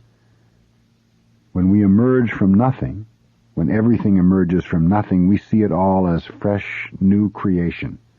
This is non-attachment. The second kind of creation is when you act or produce or prepare something like food or tea. The third kind is to create something within yourself, such as education or culture or art or some system for our society. So there are three kinds of creation. But if you forget the first, the most important one, the other two will be like children who have lost their parents. Their creation will mean nothing. Usually everyone forgets about Zazen. Everyone forgets about God. They work very hard at the second and third kinds of creation, but God does not help the activity. How is it possible for Him to help when He does not realize who He is? That is why we have so many problems in this world. When we forget the fundamental source of our creating, we are like children who do not know what to do when they lose their parents. If you understand Danya Prajna Paramita, you will understand how it is we create so many problems for ourselves. Of course, to live is to create problems. If we did not appear in this world, our parents would have no difficulty with us. Just by appearing, we create problems for them. This is all right. Everything creates some problems. But usually people think that when they die, everything is over. The problems disappear.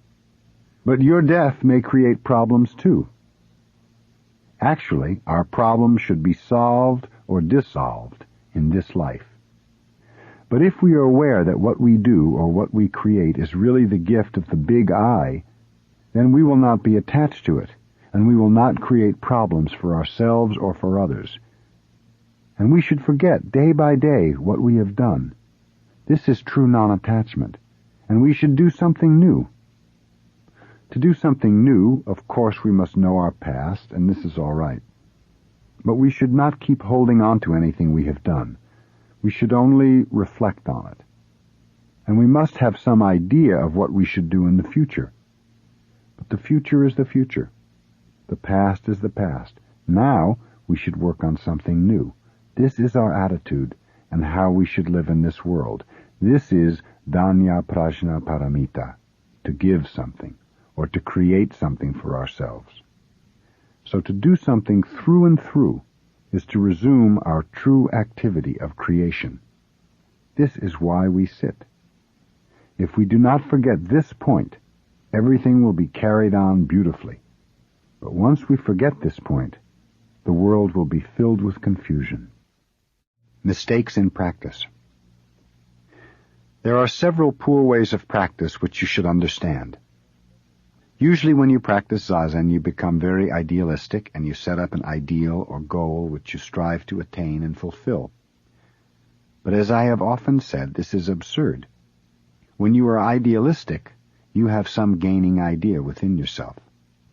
By the time you attain your ideal or goal, your gaining idea will create another ideal.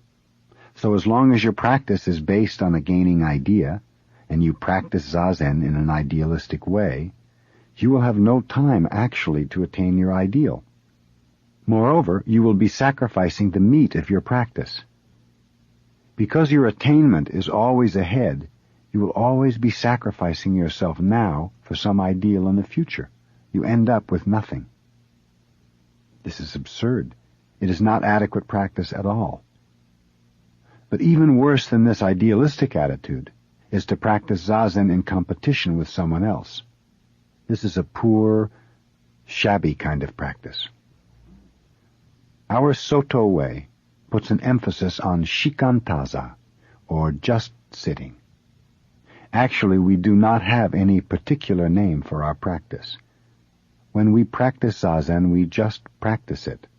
And whether we find joy in our practice or not, we just do it.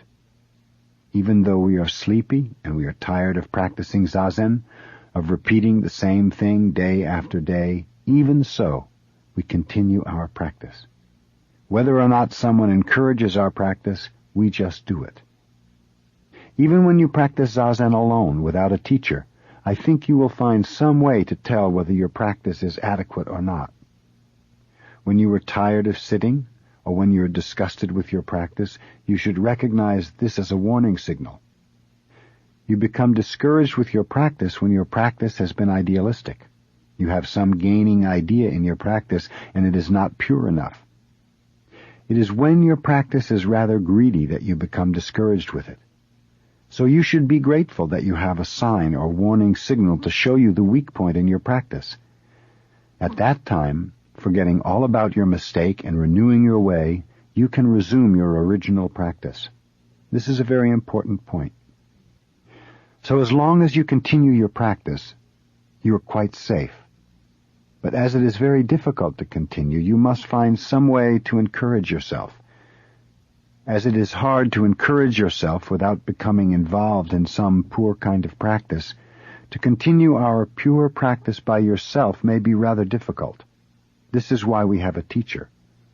With your teacher you will correct your practice. Of course you will have a very hard time with him, but even so you will always be safe from wrong practice. Most Zen Buddhist priests have had a difficult time with their masters. When they talk about the difficulties, you may think that without this kind of hardship you cannot practice Zazen, but this is not true. Whether you have difficulties in your practice or not, as long as you continue it, you have pure practice in its true sense. Even when you are not aware of it, you have it. So Dogen Zenji said, "Do not think you will necessarily be aware of your own enlightenment. Whether or not you are aware of it, you have your own true enlightenment within your practice." Another mistake will be to practice for the sake of the joy you find in it. Actually, when your practice is involved in a feeling of joy, it is not in very good shape either. Of course, this is not poor practice, but compared to the true practice, it is not so good. In Hinayana Buddhism, practice is classified in 4 ways. The best way is just to do it without having any joy in it, not even spiritual joy. This way is just to do it, forgetting your physical and mental feeling, forgetting all about yourself in your practice. This is the 4th stage, or the highest stage. The next highest stage is to have just physical joy in your practice. At this stage, you find some pleasure in practice, and you will practice because of the pleasure you find in it. In the 2nd stage, you have both mental and physical joy, or good feeling. These 2 middle stages are stages in which you practice Zazen because you feel good in your practice. The first stage is when you have no thinking and no curiosity in your practice. These 4 stages also apply to our Mahayana practice, and the highest is just to practice it. If you find some difficulty in your practice, that is the warning that you have some wrong idea, so you have to be careful. But do not give up your practice. Continue it knowing your weakness. Here there is no gaining idea. Here there is no fixed idea of attainment. You do not say, this is enlightenment, or that is not right practice. Even in wrong practice, when you realize it and continue, there is right practice. Our practice cannot be perfect, but without being discouraged by this, we should continue it. This is the secret of practice. And if you want to find some encouragement in your discouragement, getting tired of practice is itself the encouragement. You encourage yourself when you get tired of it. When you do not want to do it, that is the warning signal. It is like having a toothache when your teeth are not so good. When you feel some pain in your teeth, you go to a dentist. That is our way. The cause of conflict is some fixed idea or one-sided idea. When everyone knows the value of pure practice, we will have little conflict in our world. This is the secret of our practice and Dogen Zenji's way. Dogen repeats this point in his book, Shobogenzo, a treasury of the true Dharma. If you understand the cause of conflict as some fixed or one-sided idea, you can find meaning in various practices without being caught by any of them. If you do not realize this point, you will be easily caught by some particular way, and you will say, this is enlightenment. This is perfect practice. This is our way. The rest of the ways are not perfect. This is the best way. This is a big mistake. There is no particular way in true practice. You should find your own way, and you should know what kind of practice you have right now. Knowing both the advantages and disadvantages of some special practice, you can practice that special way without danger. But if you have a one-sided attitude, you will ignore the disadvantage of the practice, emphasizing only its good part. Eventually you will discover the worst side of the practice and become discouraged when it is too late. This is silly. We should be grateful that the ancient teachers point out this mistake. Limiting your activity. In our practice we have no particular purpose or goal, nor any special object of worship. In this respect, our practice is somewhat different from the usual religious practices. Joshu, a great Chinese Zen master, said, "A clay Buddha cannot cross water. A bronze Buddha cannot get through a furnace. A wooden Buddha cannot get through a fire." Whatever it is, if your practice is directed toward some particular object, such as a clay, a bronze, or a wooden Buddha, it will not always work. So as long as you have some particular goal in your practice, that practice will not help you completely. It may help you as long as you're directed toward that goal, but when you resume your everyday life, it will not work. You may think that if there is no purpose or no goal in our practice, we will not know what to do. But there is a way. The way to practice without having any goal is to limit your activity, or to be concentrated on what you are doing in this moment. Instead of having some particular object in mind, you should limit your activity. When your mind is wandering about elsewhere, you have no chance to express yourself. But if you limit your activity to what you can do just now, in this moment, then you can express fully your true nature, which is the universal Buddha nature. This is our way. When we practice Zazen, we limit our activity to the smallest extent. Just keeping the right posture and being concentrated on sitting is how we express the universal nature. Then we become Buddha, and we express Buddha nature. So instead of having some object of worship, we just concentrate on the activity which we do in each moment. When you bow, you should just bow. When you sit, you should just sit. When you eat, you should just eat. If you do this, the universal nature is there. In Japanese, we call it Ichigyo Zammai, or one-act samadhi. Sammai, or samadhi, is concentration. Ichigyo is one practice. I think some of you who practice Zazen here may believe in some other religion, but I do not mind. Our practice has nothing to do with some particular religious belief, and for you there is no need to hesitate to practice our way, because it has nothing to do with Christianity, or Shintoism, or Hinduism. Our practice is for everyone. Usually when someone believes in a particular religion, his attitude becomes more and more a sharp angle, pointing away from himself. But our way is not like this. In our way, the point of the sharp angle is always toward ourselves, not away from ourselves. So there is no need to worry about the difference between Buddhism and the religion you may believe in. Joshu's statement about the different Buddhas concerns those who direct their practice toward some particular Buddha. One kind of Buddha will not serve your purpose completely. You will have to throw it away sometime, or at least ignore it. But if you understand the secret of our practice, wherever you go, you yourself are boss. No matter what the situation, you cannot neglect Buddha because you yourself are Buddha. Only this Buddha will help you completely. Study yourself. The purpose of studying Buddhism is not to study Buddhism, but to study ourselves. It is impossible to study ourselves without some teaching. If you want to know what water is, you need science, and the scientist needs a laboratory. In the laboratory there are various ways in which to study what water is. Thus it is possible to know what kind of elements water has, the various forms it takes, and its nature. But it is impossible thereby to know water in itself.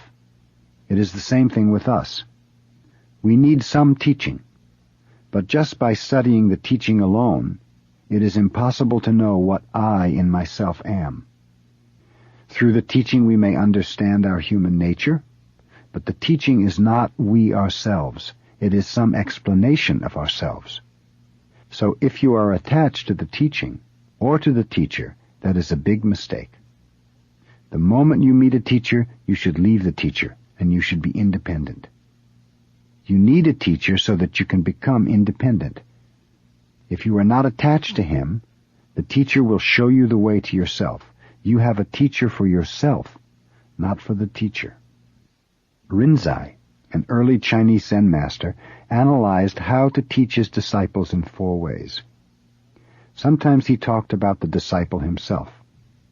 Sometimes he talked about the teaching itself. Sometimes he gave an interpretation of the disciple or the teaching. And finally, sometimes he did not give any instruction at all to his disciples. He knew that even without being given any instruction, a student is a student. Strictly speaking, there is no need to teach the student, because the student himself is Buddha, even though he may not be aware of it. And even though he is aware of his true nature, if he is attached to this awareness, that is already wrong. When he is not aware of it, he has everything. But when he becomes aware of it, he thinks that what he is aware of is himself, which is a big mistake. When you do not hear anything from the teacher but just sit, this is called teaching without teaching. But sometimes this is not sufficient. So we listen to lectures and have discussions. But we should remember that the purpose of practice in a particular place is to study ourselves. To be independent, we study. Like the scientist, we have to have some means by which to study. We need a teacher because it is impossible to study ourselves by ourselves. But you should not make a mistake. You should not take what you have learned with a teacher for you yourself. The study you make with your teacher is a part of your everyday life, a part of your incessant activity. In this sense, there is no difference between the practice and the activity you have in everyday life. So to find the meaning of your life in the Zendo is to find the meaning of your everyday activity. To be aware of the meaning of your life, you practice Zazen. When I was at Eiheiji Monastery in Japan, everyone was just doing what he should do. That is all. It is the same as waking up in the morning. We have to get up. At Eiheiji Monastery, when we had to sit, we sat. When we had to bow to Buddha, we bowed to Buddha. That is all. And when we were practicing, we did not feel anything special. We did not even feel that we were leading a monastic life. For us, the monastic life was the usual life, and people who came from the city were unusual people. When we saw them, we felt, oh, some unusual people have come. But once I had left Eiheiji and been away for some time, coming back was different. I heard the various sounds of practice, the bells and the monks reciting the sutra, and I had a deep feeling. There were tears flowing out of my eyes, nose, and mouth. It is the people who are outside of the monastery who feel its atmosphere. Those who are practicing actually do not feel anything. I think this is true for everything. When we hear the sound of the pine trees on a windy day, perhaps the wind is just blowing, and the pine tree is just standing in the wind. That is all that they are doing. But the people who listen to the wind in the tree will write a poem, or will feel something unusual. That is, I think, the way everything is. So to feel something about Buddhism is not the main point. Whether that feeling is good or bad is out of the question. We do not mind whatever it is. Buddhism is not good or bad. We are doing what we should do. That is Buddhism. Of course, some encouragement is necessary, but that encouragement is just encouragement. It is not the true purpose of practice. It is just medicine. When we become discouraged, we want some medicine. When we're in good spirits, we don't need any medicine. You should not mistake medicine for food. Sometimes medicine is necessary, but it should not become our food. So of Rinzai's 4 ways of practice, the perfect one is not to give a student any interpretation of himself, nor to give him any encouragement. If we think of ourselves as our bodies, the teaching then may be our clothing. Sometimes we talk about our clothing. Sometimes we talk about our body. But neither body nor clothing is actually we ourselves. We ourselves are the big activity.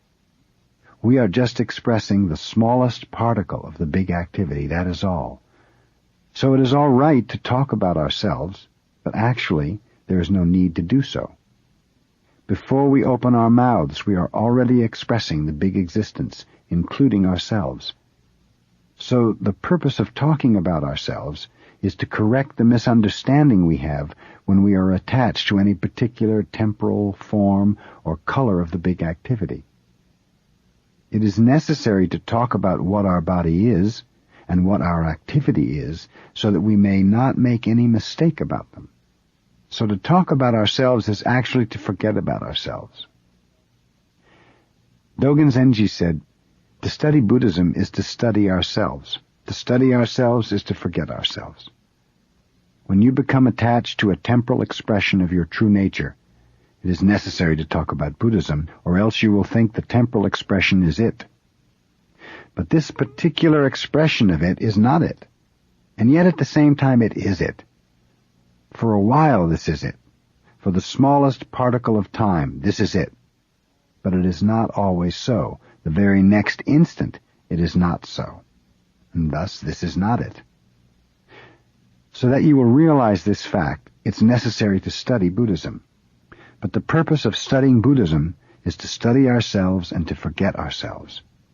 When we forget ourselves, we actually are the true activity of the big existence, or reality itself. When we realize this fact, there's no problem whatsoever in this world, and we can enjoy our life without feeling any difficulties. The purpose of our practice is to be aware of this fact. To polish a tile. Zen stories or koans are very difficult to understand before you know what we are doing moment after moment. But if you know exactly what we are doing in each moment, you will not find koans so difficult. There are so many koans. I have often talked to you about a frog, and each time everybody laughs. But a frog is very interesting. He sits like us too, you know. But he does not think that he's doing anything so special. When you go to a zendo and sit, you may think you are doing some special thing. While your husband or wife is sleeping, you are practicing zazen. You are doing some special thing and your spouse is lazy. That may be your understanding of zazen. But look at the frog. A frog also sits like us, but he has no idea of zazen. Watch him. If something annoys him, he will make a face. If something comes along to eat, he will snap it up and eat, and he eats sitting. Actually, that is our zazen, not any special thing. Here's a kind of frog koan for you. Baso was a famous Zen master called the Horse Master. He was the disciple of Nangaku, one of the 6th patriarch's disciples. One day while he was studying under Nangaku, Baso was sitting practicing zazen. He was a man of large physical build. When he talked, his tongue reached to his nose. His voice was loud, and his zazen must have been very good. Nangaku saw him sitting like a great mountain or like a frog. Nangaku asked, "What are you doing?" "I am practicing zazen," Baso replied. "Why are you practicing zazen?" "I want to attain enlightenment. I want to be a Buddha," the disciple said. Do you know what the teacher did? He picked up a tile and he started to polish it.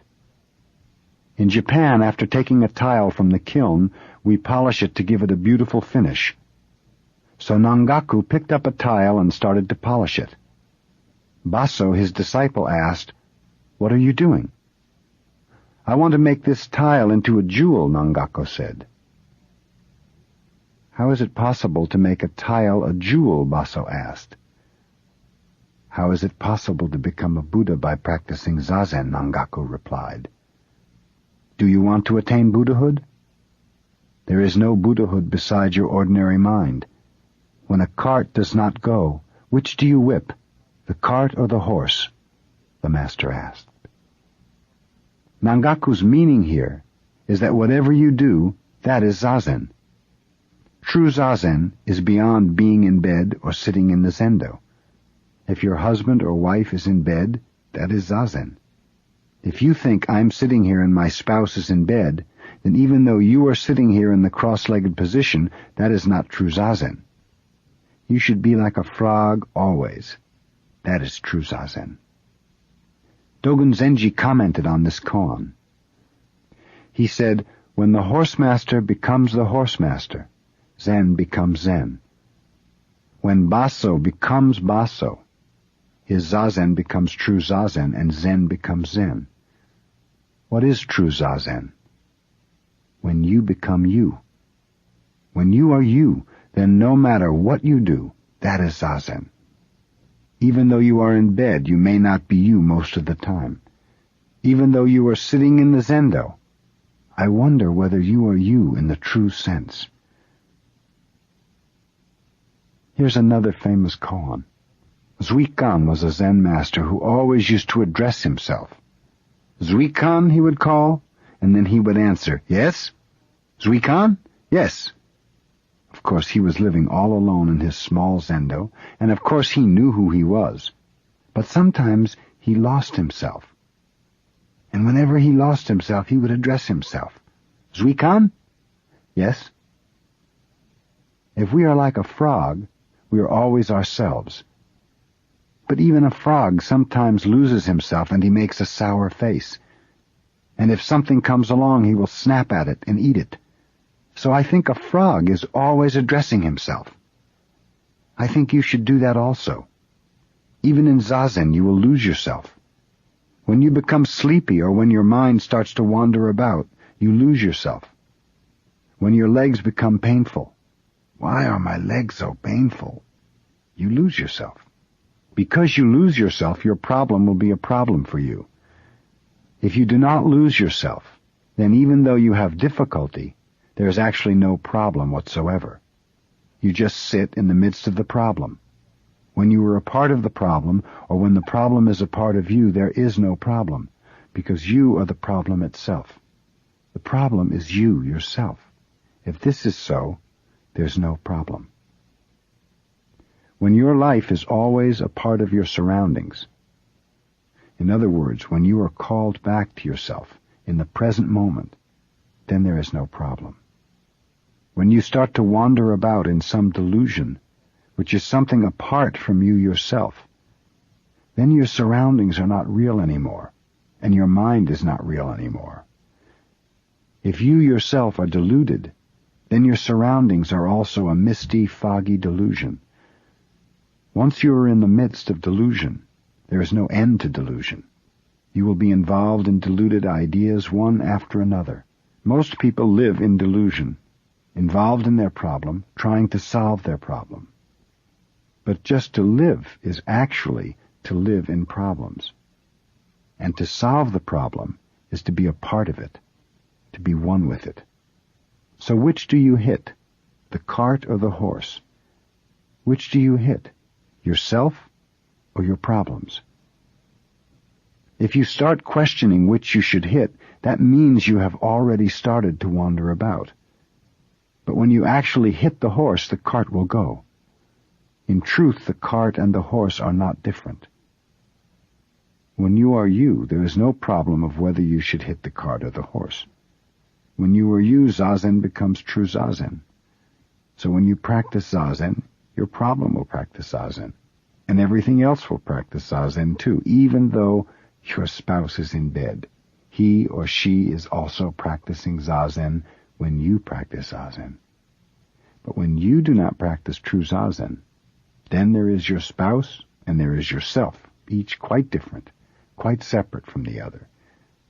So if you yourself have true practice, then everything else is practicing our way at the same time. That is why we should always address ourselves, checking up on ourselves like a doctor tapping himself. This is very important. This kind of practice should be continued moment after moment, incessantly. We say, when the night is here, the dawn comes. It means there is no gap between the dawn and the night. Before the summer is over, autumn comes. In this way, we should understand our life. We should practice with this understanding and solve our problems in this way. Actually, just to work on the problem, if you do it with single-minded effort, is enough. You should just polish the tile. That is our practice. The purpose of practice is not to make a tile a jewel. Just continue sitting. That is practice in its true sense. It is not a matter of whether or not it is possible to attain Buddhahood, whether or not it is possible to make a tile a jewel. Just to work and live in this world with this understanding is the most important point. That is our practice. That is true Zazen. So we say, when you eat, eat. You should eat what is there, you know. Sometimes you do not eat it. Even though you are eating, your mind is somewhere else. You do not taste what you have in your mouth. As long as you can eat when you are eating, you are all right. Do not worry a bit. It means you are you, yourself. When you are you, you see things as they are, and you become one with your surroundings. There is your true self. There you have true practice. You have the practice of a frog. He is a good example of our practice. When a frog becomes a frog, Zen becomes Zen. When you understand a frog through and through, you attain enlightenment. You are Buddha. And you are good for others too. Husband or wife or son or daughter. This is Zazen. Nirvana, the waterfall. If you go to Japan and visit a Haiji monastery, just before you enter you will see a small bridge called Hanshaku-kyo, which means half-dipper bridge. Whenever Dogen Zenji dipped water from the river, he used only half a dipperful, returning the rest to the river again without throwing it away. That is why we call the bridge Hanshaku-kyo, half-dipper bridge. At a Heiji, when we wash our face, we fill the basin to just 70% of its capacity. And after we wash, we empty the water towards rather than away from our body. This expresses respect for the water. This kind of practice is not based on any idea of being economical. It may be difficult to understand why Dogen returned half of the water he dipped to the river. This kind of practice is beyond our thinking. When we feel the beauty of the river, when we are one with the water, we intuitively do it in Dogen's way. It is our true nature to do so. But if your true nature is covered by ideas of economy or efficiency, Dogen's way makes no sense. I went to Yosemite National Park, and I saw some huge waterfalls. The highest one there is 1,340 feet high, and from it the water comes down like a curtain thrown from the top of the mountain. It does not seem to come down swiftly as you might expect. It seems to come down very slowly because of the distance, and the water does not come down as one stream, but is separated into many tiny streams. From a distance it looks like a curtain. And I thought it must be a very difficult experience for each drop of water to come down from the top of such a high mountain. It takes time, a long time for the water finally to reach the bottom of the waterfall. And it seems to me that our human life may be like this. We have many difficult experiences in our life. But at the same time I thought the water was not originally separated, but was one whole river. Only when it is separated does it have some difficulty in falling. It is as if the water does not have any feeling when it is one whole river. Only when separated into many drops can it begin to have or to express some feeling. When we see one whole river, we do not feel the living activity of the water. But when we dip a part of the water into a dipper, we experience some feeling of the water, and we also feel the value of the person who uses the water. Feeling ourselves and the water in this way, we cannot use it in just a material way. It is a living thing. Before we were born, we had no feeling. We were one with the universe. This is called mind only, or essence of mind, or big mind. After we are separated by birth from this oneness, as the water falling from the waterfall is separated by the wind and rocks, then we have feeling. You have difficulty because you have feeling. You attach to the feeling you have without knowing just how this kind of feeling is created. When you do not realize that you are one with the river, or one with the universe, you have fear. Whether it is separated into drops or not, water is water. Our life and death are the same thing. When we realize this fact, we have no fear of death anymore, and we have no actual difficulty in our life. When the water returns to its original oneness with the river, it no longer has any individual feeling to it. It resumes its own nature and finds composure. How very glad the water must be to come back to the original river. If this is so, what feeling will we have when we die? I think we are like the water in the dipper. We will have composure then, perfect composure. It may be too perfect for us just now, because we are so much attached to our own feeling, to our individual existence. For us just now, we have some fear of death. But after we resume our true original nature, there is nirvana. That is why we say, to attain nirvana is to pass away. To pass away is not a very adequate expression. Perhaps to pass on, or to go on, or to join would be better. Will you try to find some better expression for death? When you find it, you will have quite a new interpretation of your life. It will be like my experience when I saw the water in the big waterfall. Imagine, it was 1,340 feet high. We say everything comes out of emptiness. One whole river or one whole mind is emptiness. When we reach this understanding, we find the true meaning of our life. When we reach this understanding, we can see the beauty of human life. Before we realize this fact, everything that we see is just delusion. Sometimes we overestimate the beauty. Sometimes we underestimate or ignore the beauty because our small mind is not in accord with reality. To talk about it in this way is quite easy, but to have the actual feeling is not so easy. But by your practice of Zazen, you can cultivate this feeling. When you can sit with your whole body and mind, and with the oneness of your mind and body under the control of the universal mind, you can easily attain this kind of right understanding. Your everyday life will be renewed without being attached to an old, erroneous interpretation of life. When you realize this fact, you will discover how meaningless your old interpretation was, and how much useless effort you had been making. You will find the true meaning of life, and even though you have difficulty falling upright from the top of the waterfall to the bottom of the mountain, you will enjoy your life. Part 3. Right Understanding. Traditional Zen Spirit. The most important things in our practice are our physical posture and our way of breathing. We are not so concerned about a deep understanding of Buddhism. As a philosophy, Buddhism is a very deep, wide, and firm system of thought. But Zen is not concerned about philosophical understanding. We emphasize practice. We should understand why our physical posture and breathing exercise are so important. Instead of having a deep understanding of the teaching, we need a strong confidence in our teaching, which says that originally we have Buddha nature.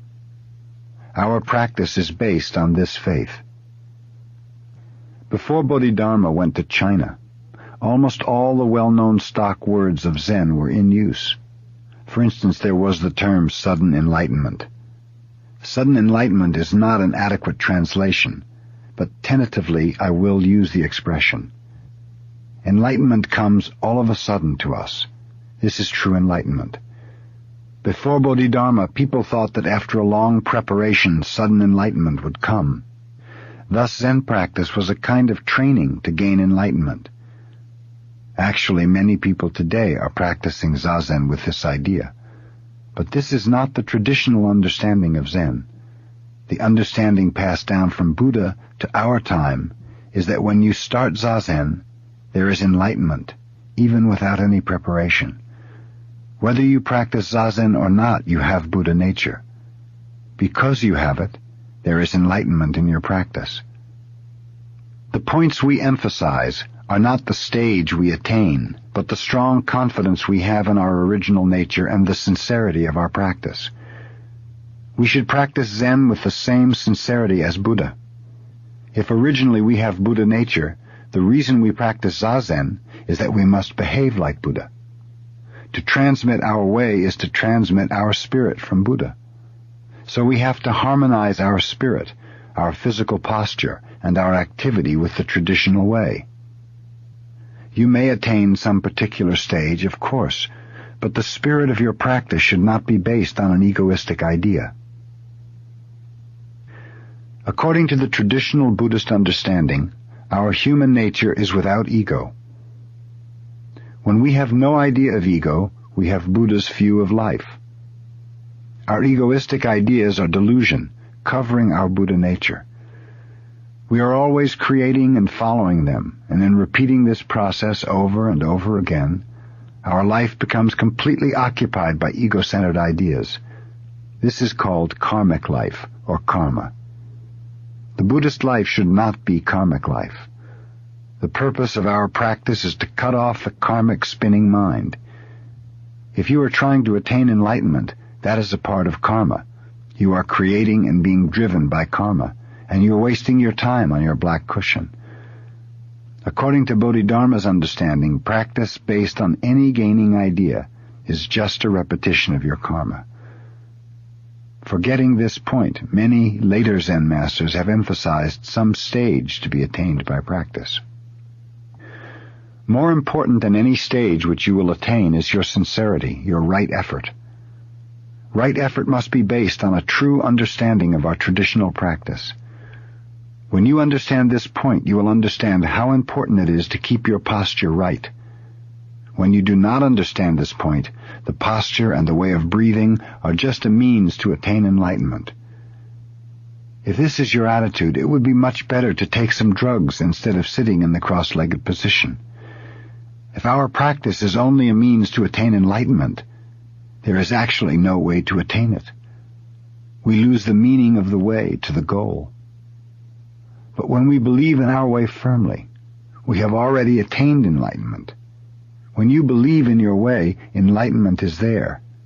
But when you cannot believe in the meaning of the practice which you are doing in this moment, you cannot do anything. You are just wandering around the goal with your monkey mind. You are always looking for something, without knowing what you are doing. If you want to see something, you should open your eyes. When you do not understand Bodhidharma Zen, you are trying to look at something with your eyes closed. We do not slight the idea of attaining enlightenment, but the most important thing is this moment, not some day in the future. We have to make our effort in this moment. This is the most important thing for our practice. Before Bodhidharma, the study of Buddha's teaching resulted in a deep and lofty philosophy of Buddhism, and people tried to attain its high ideals. This is a mistake. Bodhidharma discovered that it was a mistake to create some lofty or deep idea and then try to attain it by the practice of zazen. If that is our zazen, it is nothing different from our usual activity or monkey mind. It looks like a very good, a very lofty and holy activity, but actually there is no difference between it and our monkey mind. That is the point that Bodhidharma emphasized. Before Buddha attained enlightenment, he made all possible efforts for us, and at last he attained a thorough understanding of the various ways. You may think Buddha attained some stage where he was free from karmic life, but it is not so. Many stories were told by Buddha about his experiences after he attained enlightenment. He was not at all different from us. When his country was at war with a powerful neighbor, he told his disciples of his own karma, of how he suffered when he saw that his country was going to be conquered by the neighboring king.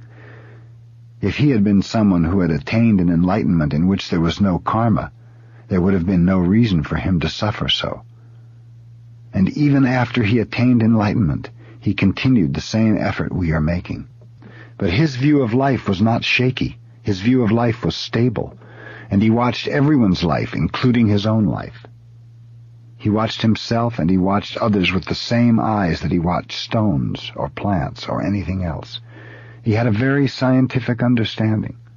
That was his way of life after he attained enlightenment. When we have the traditional spirit to follow the truth as it goes, and to practice our way without any egoistic idea, then we will attain enlightenment in its true sense. And when we understand this point, we will make our best effort in each moment. That is true understanding of Buddhism. So our understanding of Buddhism is not just an intellectual understanding. Our understanding at the same time is its own expression, is the practice itself. Not by reading or contemplation of philosophy, but only through practice. Actual practice can we understand what Buddhism is. Constantly we should practice zazen, with strong confidence in our true nature, breaking the chain of karmic activity and finding our place in the world of actual practice. Transiency. The basic teaching of Buddhism is the teaching of transiency, or change.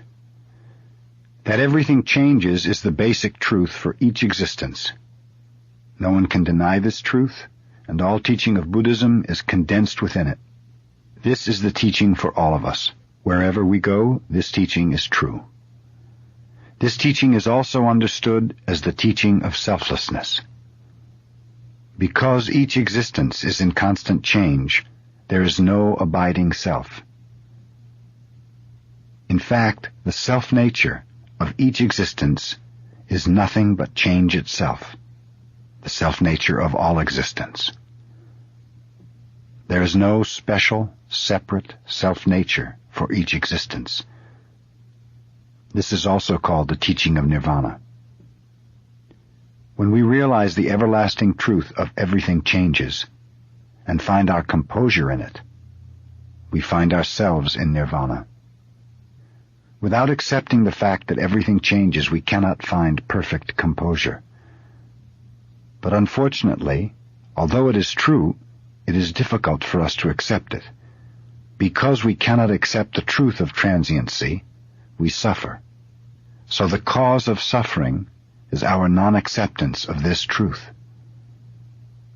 The teaching of the cause of suffering and the teaching that everything changes are thus two sides of one coin. But subjectively, transiency is the cause of our suffering. Objectively, this teaching is simply the basic truth that everything changes. Dogen Zenji said, "Teaching which does not sound as if it is forcing something on you is not true teaching. The teaching itself is true, and in itself does not force anything upon us, but because of our human tendency, we receive the teaching as if something was being forced on us. But whether we feel good or bad about it, this truth exists. If nothing exists, this truth does not exist. Buddhism exists because of each particular existence. We should find perfect existence through imperfect existence. We should find perfection in imperfection. For us, complete perfection is not different from imperfection. The eternal exists because of non-eternal existence. In Buddhism, it is a heretical view to expect something outside this world. We do not seek for something besides ourselves. We should find the truth in this world through our difficulties, through our suffering. This is the basic teaching of Buddhism. Pleasure is not different from difficulty. Good is not different from bad. Bad is good, good is bad. They are two sides of one coin. So enlightenment should be in practice. That is the right understanding of practice and the right understanding of our life. So to find pleasure in suffering is the only way to accept the truth of transiency. Without realizing how to accept this truth, you cannot live in this world. Even though you try to escape from it, your effort will be in vain. If you think that there is some other way to accept the eternal truth that everything changes, that is your delusion. This is the basic teaching of how to live in this world. Whatever you may feel about it, you have to accept it. You have to make this kind of effort. So, until we become strong enough to accept difficulty as pleasure, we have to continue this effort. Actually, if you become honest enough or straightforward enough, it is not so difficult to accept this truth.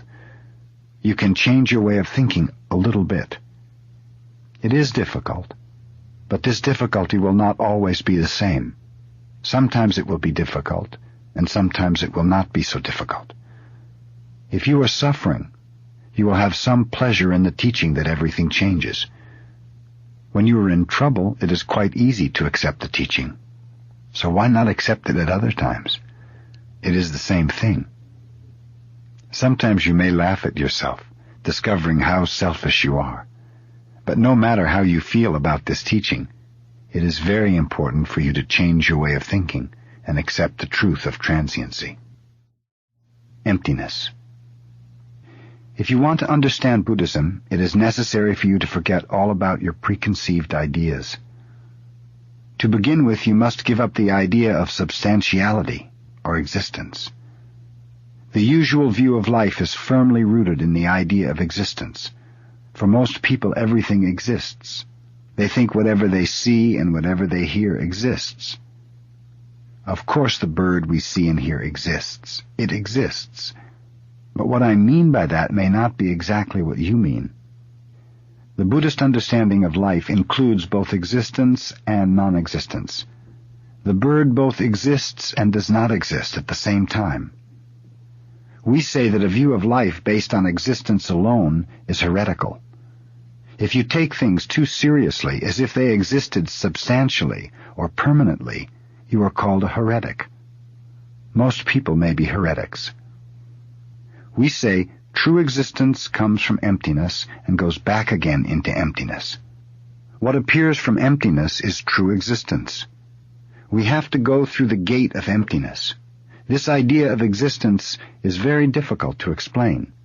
Many people these days have begun to feel, at least intellectually, the emptiness of the modern world, or the self-contradiction of their culture. In the past, for instance, the Japanese people had a firm confidence in the permanent existence of their culture and their traditional way of life. But since they lost the war, they have become very skeptical. Some people think this skeptical attitude is awful, but actually it is better than the old attitude. As long as we have some definite idea about or some hope in the future, we cannot really be serious with the moment that exists right now. You may say, I can do it tomorrow or next year, believing that something that exists today will exist tomorrow. Even though you are not trying so hard, you expect that some promising thing will come as long as you follow a certain way. But there is no certain way that exists permanently. There is no way set up for us. Moment after moment, we have to find our own way. Some idea of perfection, or some perfect way which is set up by someone else, is not the true way for us. Each one of us must make his own true way, and when we do, that way will express the universal way. This is the mystery. When you understand one thing through and through, you understand everything. When you try to understand everything, you will not understand anything. The best way is to understand yourself, and then you will understand everything. So when you try hard to make your own way, you will help others and you will be helped by others. Before you make your own way, you cannot help anyone, and no one can help you. To be independent in this true sense, we have to forget everything which we have in our mind and discover something quite new and different moment after moment. This is how we live in this world. So we say true understanding will come out of emptiness. When you study Buddhism, you should have a general house cleaning of your mind. You must take everything out of your room and clean it thoroughly. If it is necessary, you may bring everything back in again. You may want many things, so one by one you can bring them back. But if they're not necessary, there's no need to keep them. We see the flying bird. Sometimes we see the trace of it. Actually, we cannot see the trace of a flying bird, but sometimes we feel as if we could. This is also good. If it is necessary, you should bring back in the things you took from your room. But before you put something in your room, it is necessary for you to take out something. If you do not, your room will become crowded with old, useless junk. We say, step by step, I stop the sound of the murmuring brook. When you walk along the brook, you'll hear the water running. The sound is continuous, but you must be able to stop it if you want to stop it. This is freedom. This is renunciation. One after another you will have various thoughts in your mind, but if you want to stop your thinking, you can. So when you are able to stop the sound of the murmuring brook, you will appreciate the feeling of your work. But as long as you have some fixed idea or are caught by some habitual way of doing things, you cannot appreciate things in their true sense. If you seek for freedom, you cannot find it. Absolute freedom itself is necessary before you can acquire absolute freedom. That is our practice. Our way is not always to go in one direction.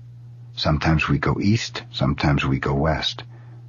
To go 1 mile to the west means to go back 1 mile to the east. Usually, if you go 1 mile to the east, it is the opposite of going 1 mile to the west. But if it is possible to go 1 mile to the east, that means it is possible to go 1 mile to the west. This is freedom. Without this freedom, you cannot be concentrated on what you do. You may think you are concentrated on something, but before you obtain this freedom, you'll have some uneasiness in what you are doing. Because you are bound by some idea of going east or west, your activity is in dichotomy or duality.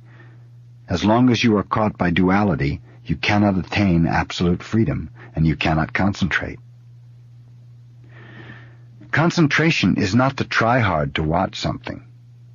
In Zazen, if you try to look at one spot, you'll be tired in about 5 minutes. This is not concentration. Concentration means freedom. So your effort should be directed at nothing. You should be concentrated on nothing. In Zazen practice, we say your mind should be concentrated on your breathing. But the way to keep your mind on your breathing is to forget all about yourself and just to sit and feel your breathing. If you are concentrated on your breathing, you will forget yourself. And if you forget yourself, you will be concentrated on your breathing. I do not know which is first. So actually there is no need to try too hard to be concentrated on your breathing.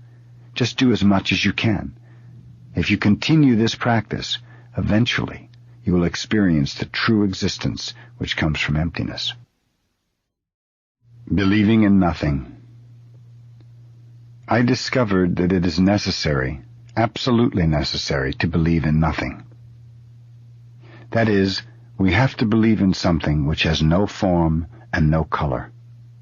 Something which exists before all forms and colors appear. This is a very important point. No matter what God or doctrine you believe in, if you become attached to it, your belief will be based more or less on a self-centered idea. You strive for a perfect faith in order to save yourself. But it will take time to attain such a perfect faith. You will be involved in an idealistic practice. In constantly seeking to actualize your ideal, you will have no time for composure. But if you are always prepared for accepting everything we see as something appearing from nothing, knowing that there is some reason why a phenomenal existence of such and such a form and color appears, then at that moment you will have perfect composure. When you have a headache, there is some reason why you have a headache. If you know why you have a headache, you will feel better. But if you do not know why, you may say, "Oh, I have a terrible headache. Maybe it is because of my bad practice. If my meditation or Zen practice were better, I wouldn't have this kind of trouble." If you understand conditions in this way, you will not have perfect faith in yourself or in your practice until you attain perfection. You will be so busy trying that I'm afraid you'll have no time to attain perfect practice. So you may have to keep your headache all the time. This is a rather silly kind of practice. This kind of practice will not work. But if you believe in something which exists before you had the headache, and if you know the reason why you have the headache, then you'll feel better naturally. To have a headache will be all right, because you are healthy enough to have a headache. If you have a stomach ache, your stomach is healthy enough to have pain. But if your stomach becomes accustomed to its poor condition, you will have no pain. That is awful. You will be coming to the end of your life from your stomach trouble. So it is absolutely necessary for everyone to believe in nothing. But I do not mean voidness. There is something. But that something is something which is always prepared for taking some particular form, and that has some rules or theory or truth in its activity. This is called Buddha nature, or Buddha himself. When this existence is personified, we call it Buddha. When we understand it as the ultimate truth, we call it Dharma. And when we accept the truth and act as a part of the Buddha, or according to the theory, we call ourselves Sangha.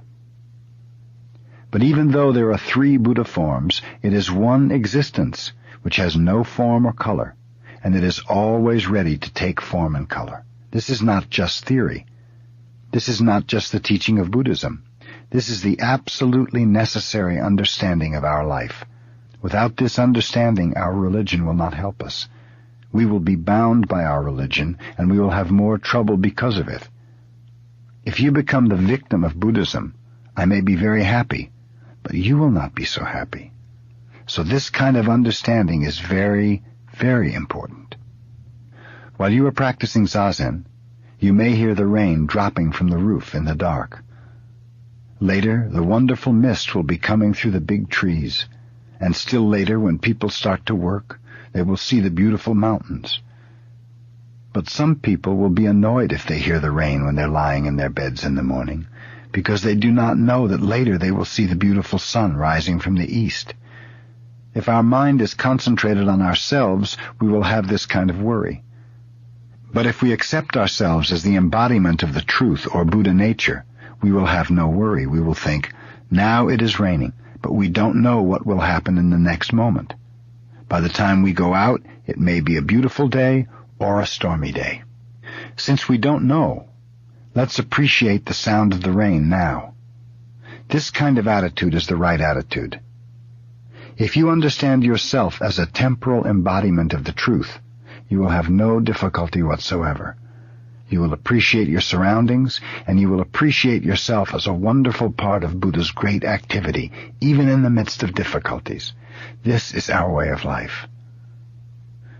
Using the Buddhist terminology, we should begin with enlightenment and proceed to practice, and then to thinking.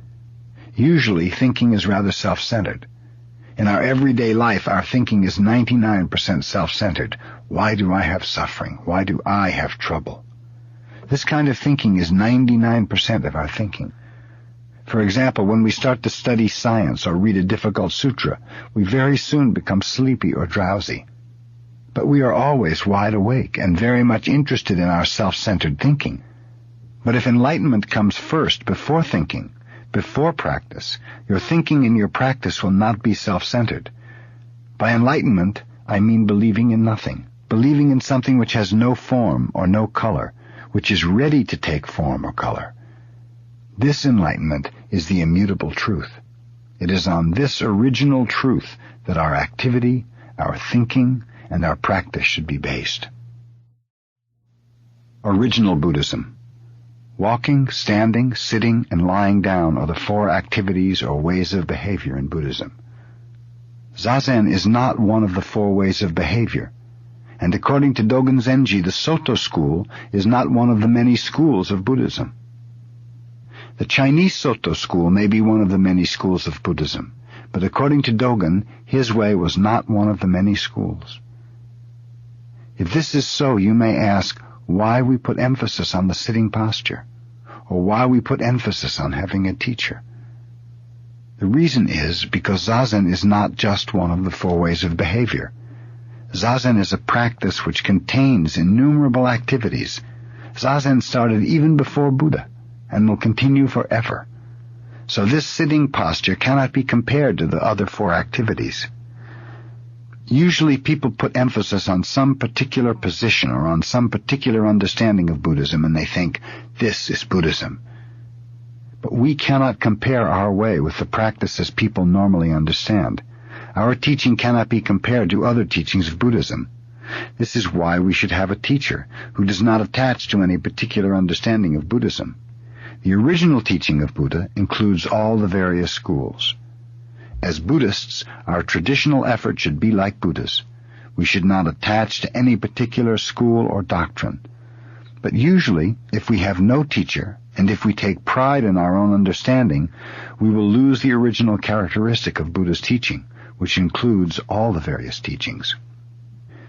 Because Buddha was the founder of the teaching, people tentatively called his teaching Buddhism. But actually, Buddhism is not some particular teaching. Buddhism is just truth, which includes various truths in it. Zazen practice is the practice which includes the various activities of life. So actually, we do not emphasize the sitting posture alone. How to sit is how to act. We study how to act by sitting, and this is the most basic activity for us. That is why we practice Zazen in this way.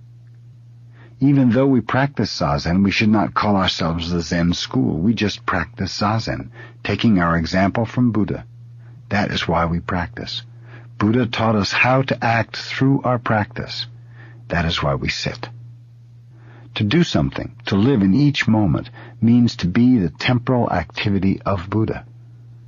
To sit in this way is to be Buddha himself, to be as the historical Buddha was. The same thing applies to everything we do. Everything is Buddha's activity. So whatever you do, or even if you keep from doing something, Buddha is in that activity. Because people have no such understanding of Buddha, they think that what they do is the most important thing, without knowing who it is that is actually doing it. People think they are doing various things, but actually, Buddha is doing everything. Each one of us has his own name, but those names are the many names of one Buddha. Each one of us has many activities, but these activities are all Buddha's activities. Without knowing this, people put emphasis on some activity. When they put emphasis on Zazen, it is not true Zazen. It looks as if they are sitting in the same way as Buddha, but there is a big difference in their understanding of our practice. They understand this sitting posture as just one of the 4 basic postures of man, and they think, I now take this posture. But Zazen is all the postures, and each posture is Buddha's posture. This understanding is the right understanding of the Zazen posture. If you practice in this way, it is Buddhism. This is a very, very important point. So Dogen did not call himself a Soto teacher or a Soto disciple. He said, other people may call us the Soto school, but there is no reason for us to call ourselves Soto. You should not even use the name Soto. No school should consider itself a separate school. It should just be one tentative form of Buddhism. But as long as various schools do not accept this kind of understanding, as long as they continue calling themselves by their particular names, we must accept the tentative name of Soto. But I want to make this point clear. Actually, we are not the Soto school at all. We are just Buddhists. We are not even Zen Buddhists. We are just Buddhists. If we understand this point, we are truly Buddhists. Buddha's teaching is everywhere. Today it is raining. This is Buddha's teaching. People think their own way or their own religious understanding is Buddha's way, without knowing what they are hearing, or what they are doing, or where they are. Religion is not any particular teaching. Religion is everywhere. We have to understand our teaching in this way. We should forget all about some particular teaching. We should not ask which is good or bad. There should not be any particular teaching. Teaching is in each moment, in every existence. That is the true teaching. Buddha's enlightenment. I am very glad to be here on the day Buddha attained enlightenment under the Bo tree. When he attained enlightenment under the Bo tree, he said, "It is wonderful to see Buddha nature in everything and in each individual." What he meant was that when we practice Zazen, we have Buddha nature, and each of us is Buddha himself. By practice, he did not mean just to sit under the Bo tree, or to sit in the cross-legged posture. It is true that this posture is the basic one, or original way for us. But actually what Buddha meant was that mountains, trees, flowing water, flowers, and plants, everything as it is the way Buddha is. It means everything is taking Buddha's activity, each thing in its own way. But the way each thing exists is not to be understood by itself in its own realm of consciousness. What we see or what we hear is just a part or a limited idea of what we actually are. But when we just are, each just existing in his own way, we are expressing Buddha himself. In other words, when we practice something such as Zazen, then there is Buddha's way or Buddha nature. When we ask what Buddha nature is, it vanishes. But when we just practice Zazen, we have full understanding of it. The only way to understand Buddha nature is just to practice Zazen, just to be here as we are. So what Buddha meant by Buddha nature was to be there as he was, beyond the realm of consciousness. Buddha nature is our original nature. We have it before we practice Zazen, and before we acknowledge it in terms of consciousness. So in this sense, whatever we do is Buddha's activity. If you want to understand it, you cannot understand it. When you give up trying to understand it, true understanding is always there. Usually, after Zazen, I give a talk. But the reason people come is not just to listen to my talk, but to practice Zazen. We should never forget this point.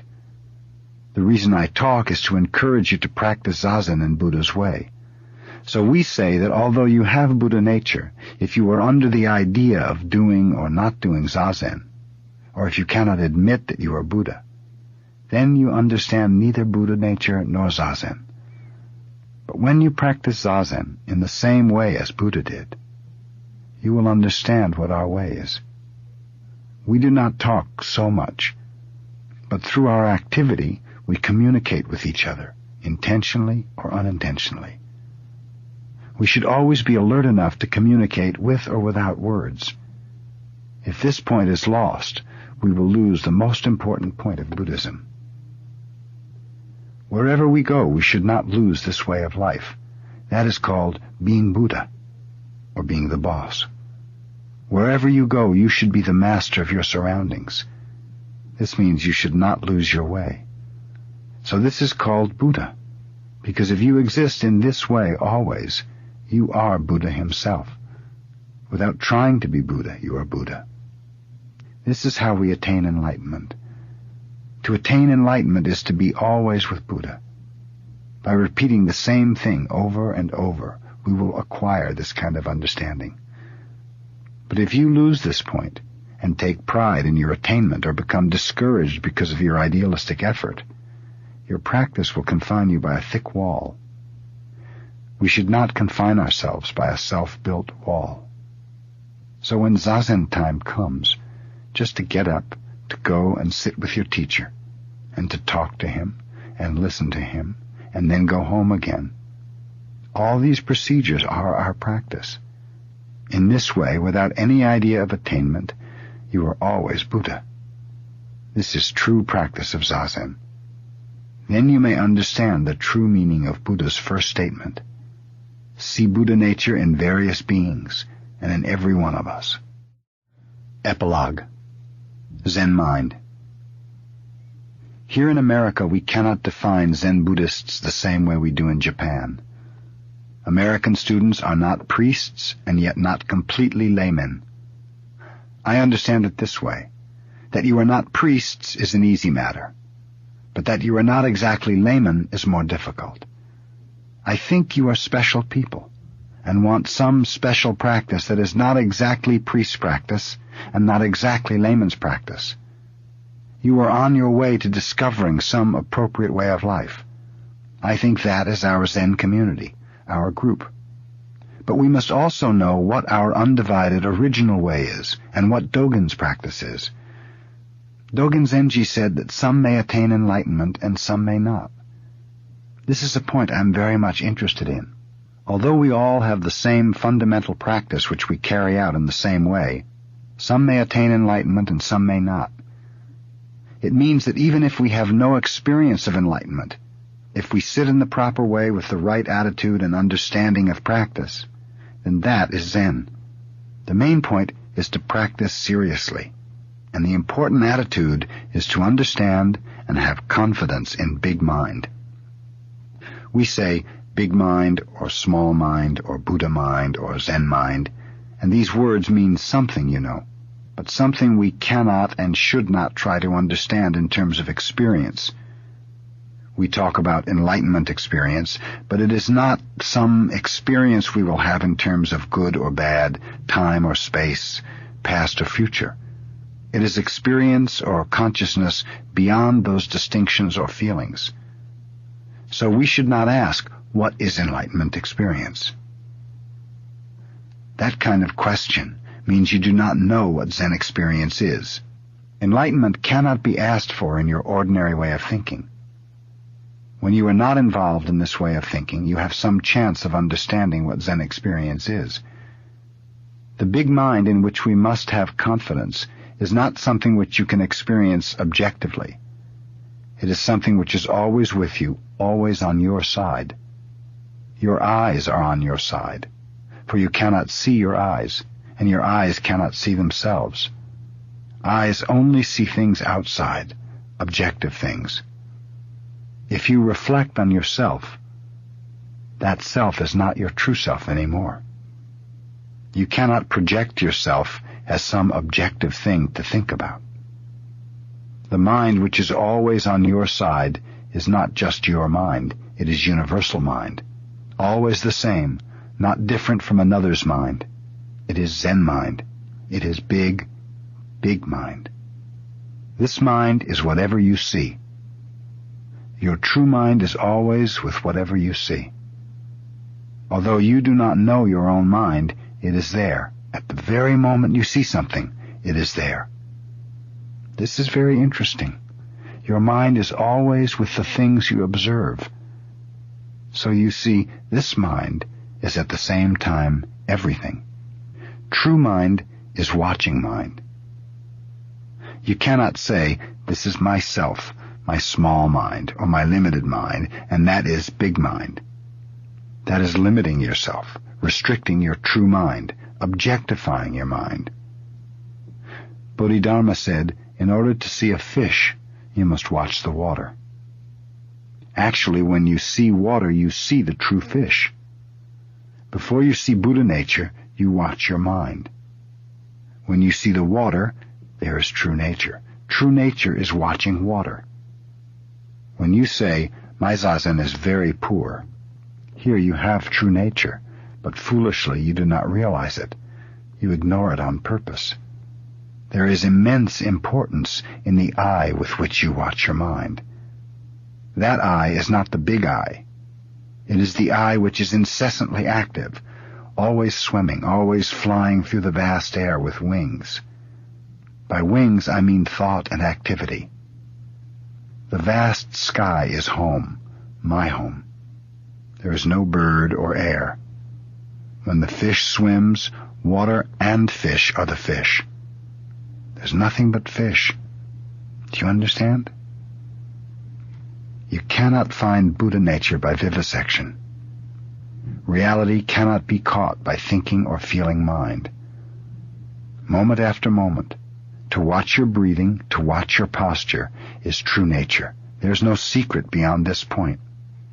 We Buddhists do not have any idea of material only, or mind only, or the products of our mind, or mind as an attribute of being.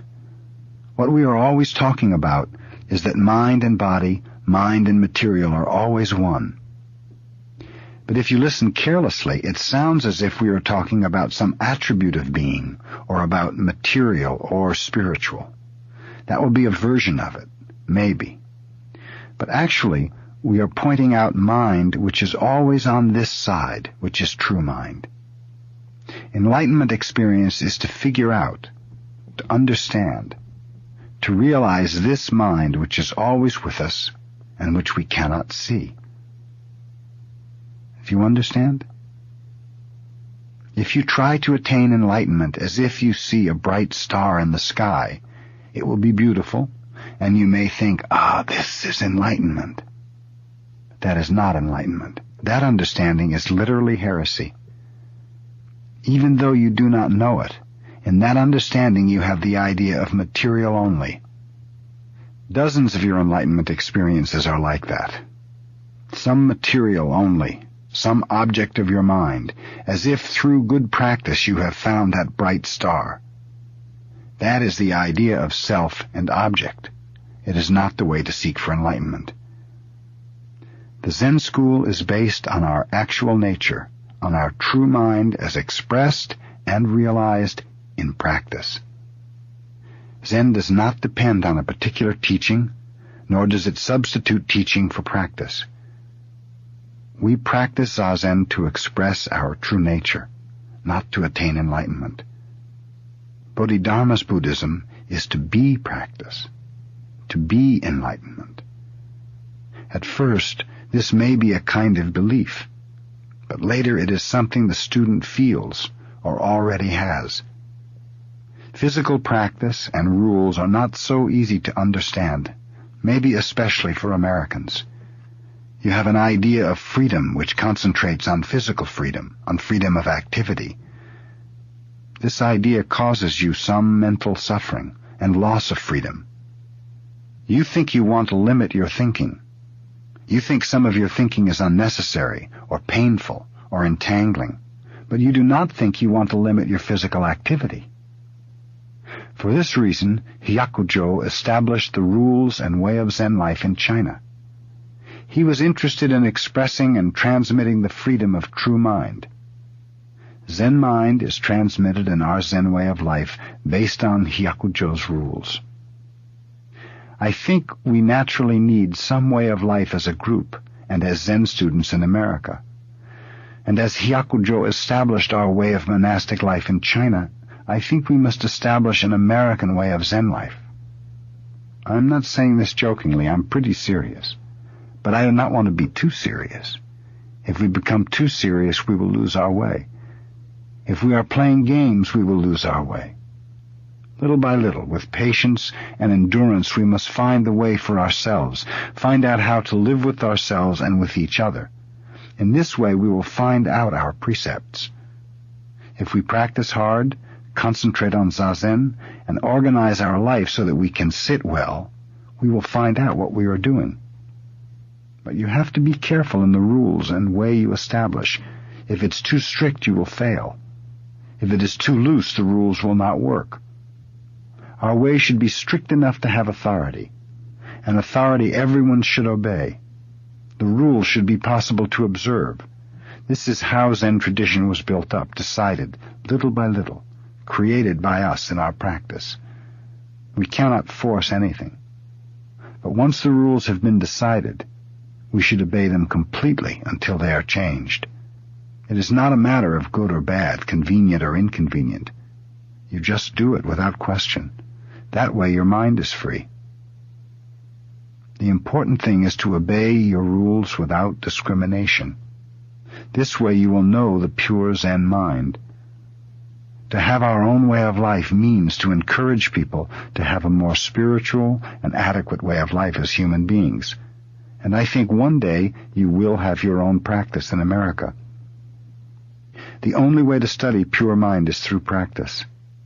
Our inmost nature wants some medium, some way to express and realize itself.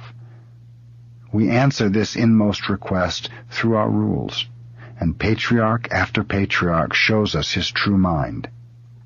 In this way, we will have an accurate, deep understanding of practice. We must have more experience of our practice. At least we must have some enlightenment experience. You must put confidence in the big mind which is always with you. You should be able to appreciate things as an expression of big mind. This is more than faith. This is ultimate truth which you cannot reject. Whether it is difficult or easy to practice, difficult or easy to understand, you can only practice it. Priest or layman is not the point. To find yourself as someone who is doing something is the point. To resume your actual being through practice. To resume the you which is always with everything, with Buddha, which is fully supported by everything, right now. You may say it is impossible, but it is possible. Even in one moment you can do it. It is possible this moment. It is this moment. That you can do it in this moment means you can always do it. So if you have this confidence, this is your enlightenment experience. If you have this strong confidence in your big mind, you are already a Buddhist in the true sense, even though you do not attain enlightenment. That is why Dogen Zenji said, "Do not expect that all who practice Zazen will attain enlightenment about this mind which is always with us." He meant, if you think that big mind is somewhere outside yourself, outside of your practice, then that is a mistake. Big mind is always with us. That is why I repeat the same thing over and over when I think you do not understand. Zen is not just for the man who can fold his legs or who has great spiritual ability. Everyone has Buddha nature. We each must find some way to realize our true nature. The purpose of practice is to have direct experience of the Buddha nature which everyone has. Whatever you do should be the direct experience of Buddha nature. Buddha nature means to be aware of Buddha nature. Your effort should extend to saving all sentient beings. If my words are not good enough, I'll hit you. Then you will understand what I mean. And if you do not understand me just now, someday you will. Someday, someone will understand. I will wait for the island I was told is moving slowly up the coast from Los Angeles to Seattle. I feel Americans, especially young Americans, have a great opportunity to find out the true way of life for human beings. You are quite free from material things, and you begin Zen practice with a very pure mind, a beginner's mind. You can understand Buddha's teaching exactly as he meant it. But we must not be attached to America, or Buddhism, or even to our practice. We must have beginner's mind, free from possessing anything, a mind that knows everything is in flowing change. Nothing exists but momentarily in its present form and color.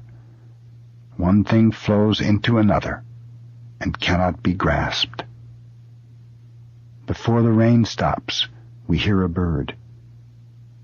Even under the heavy snow, we see snowdrops and some new growth. In the east, I saw rhubarb already. In Japan, in the spring, we eat cucumbers.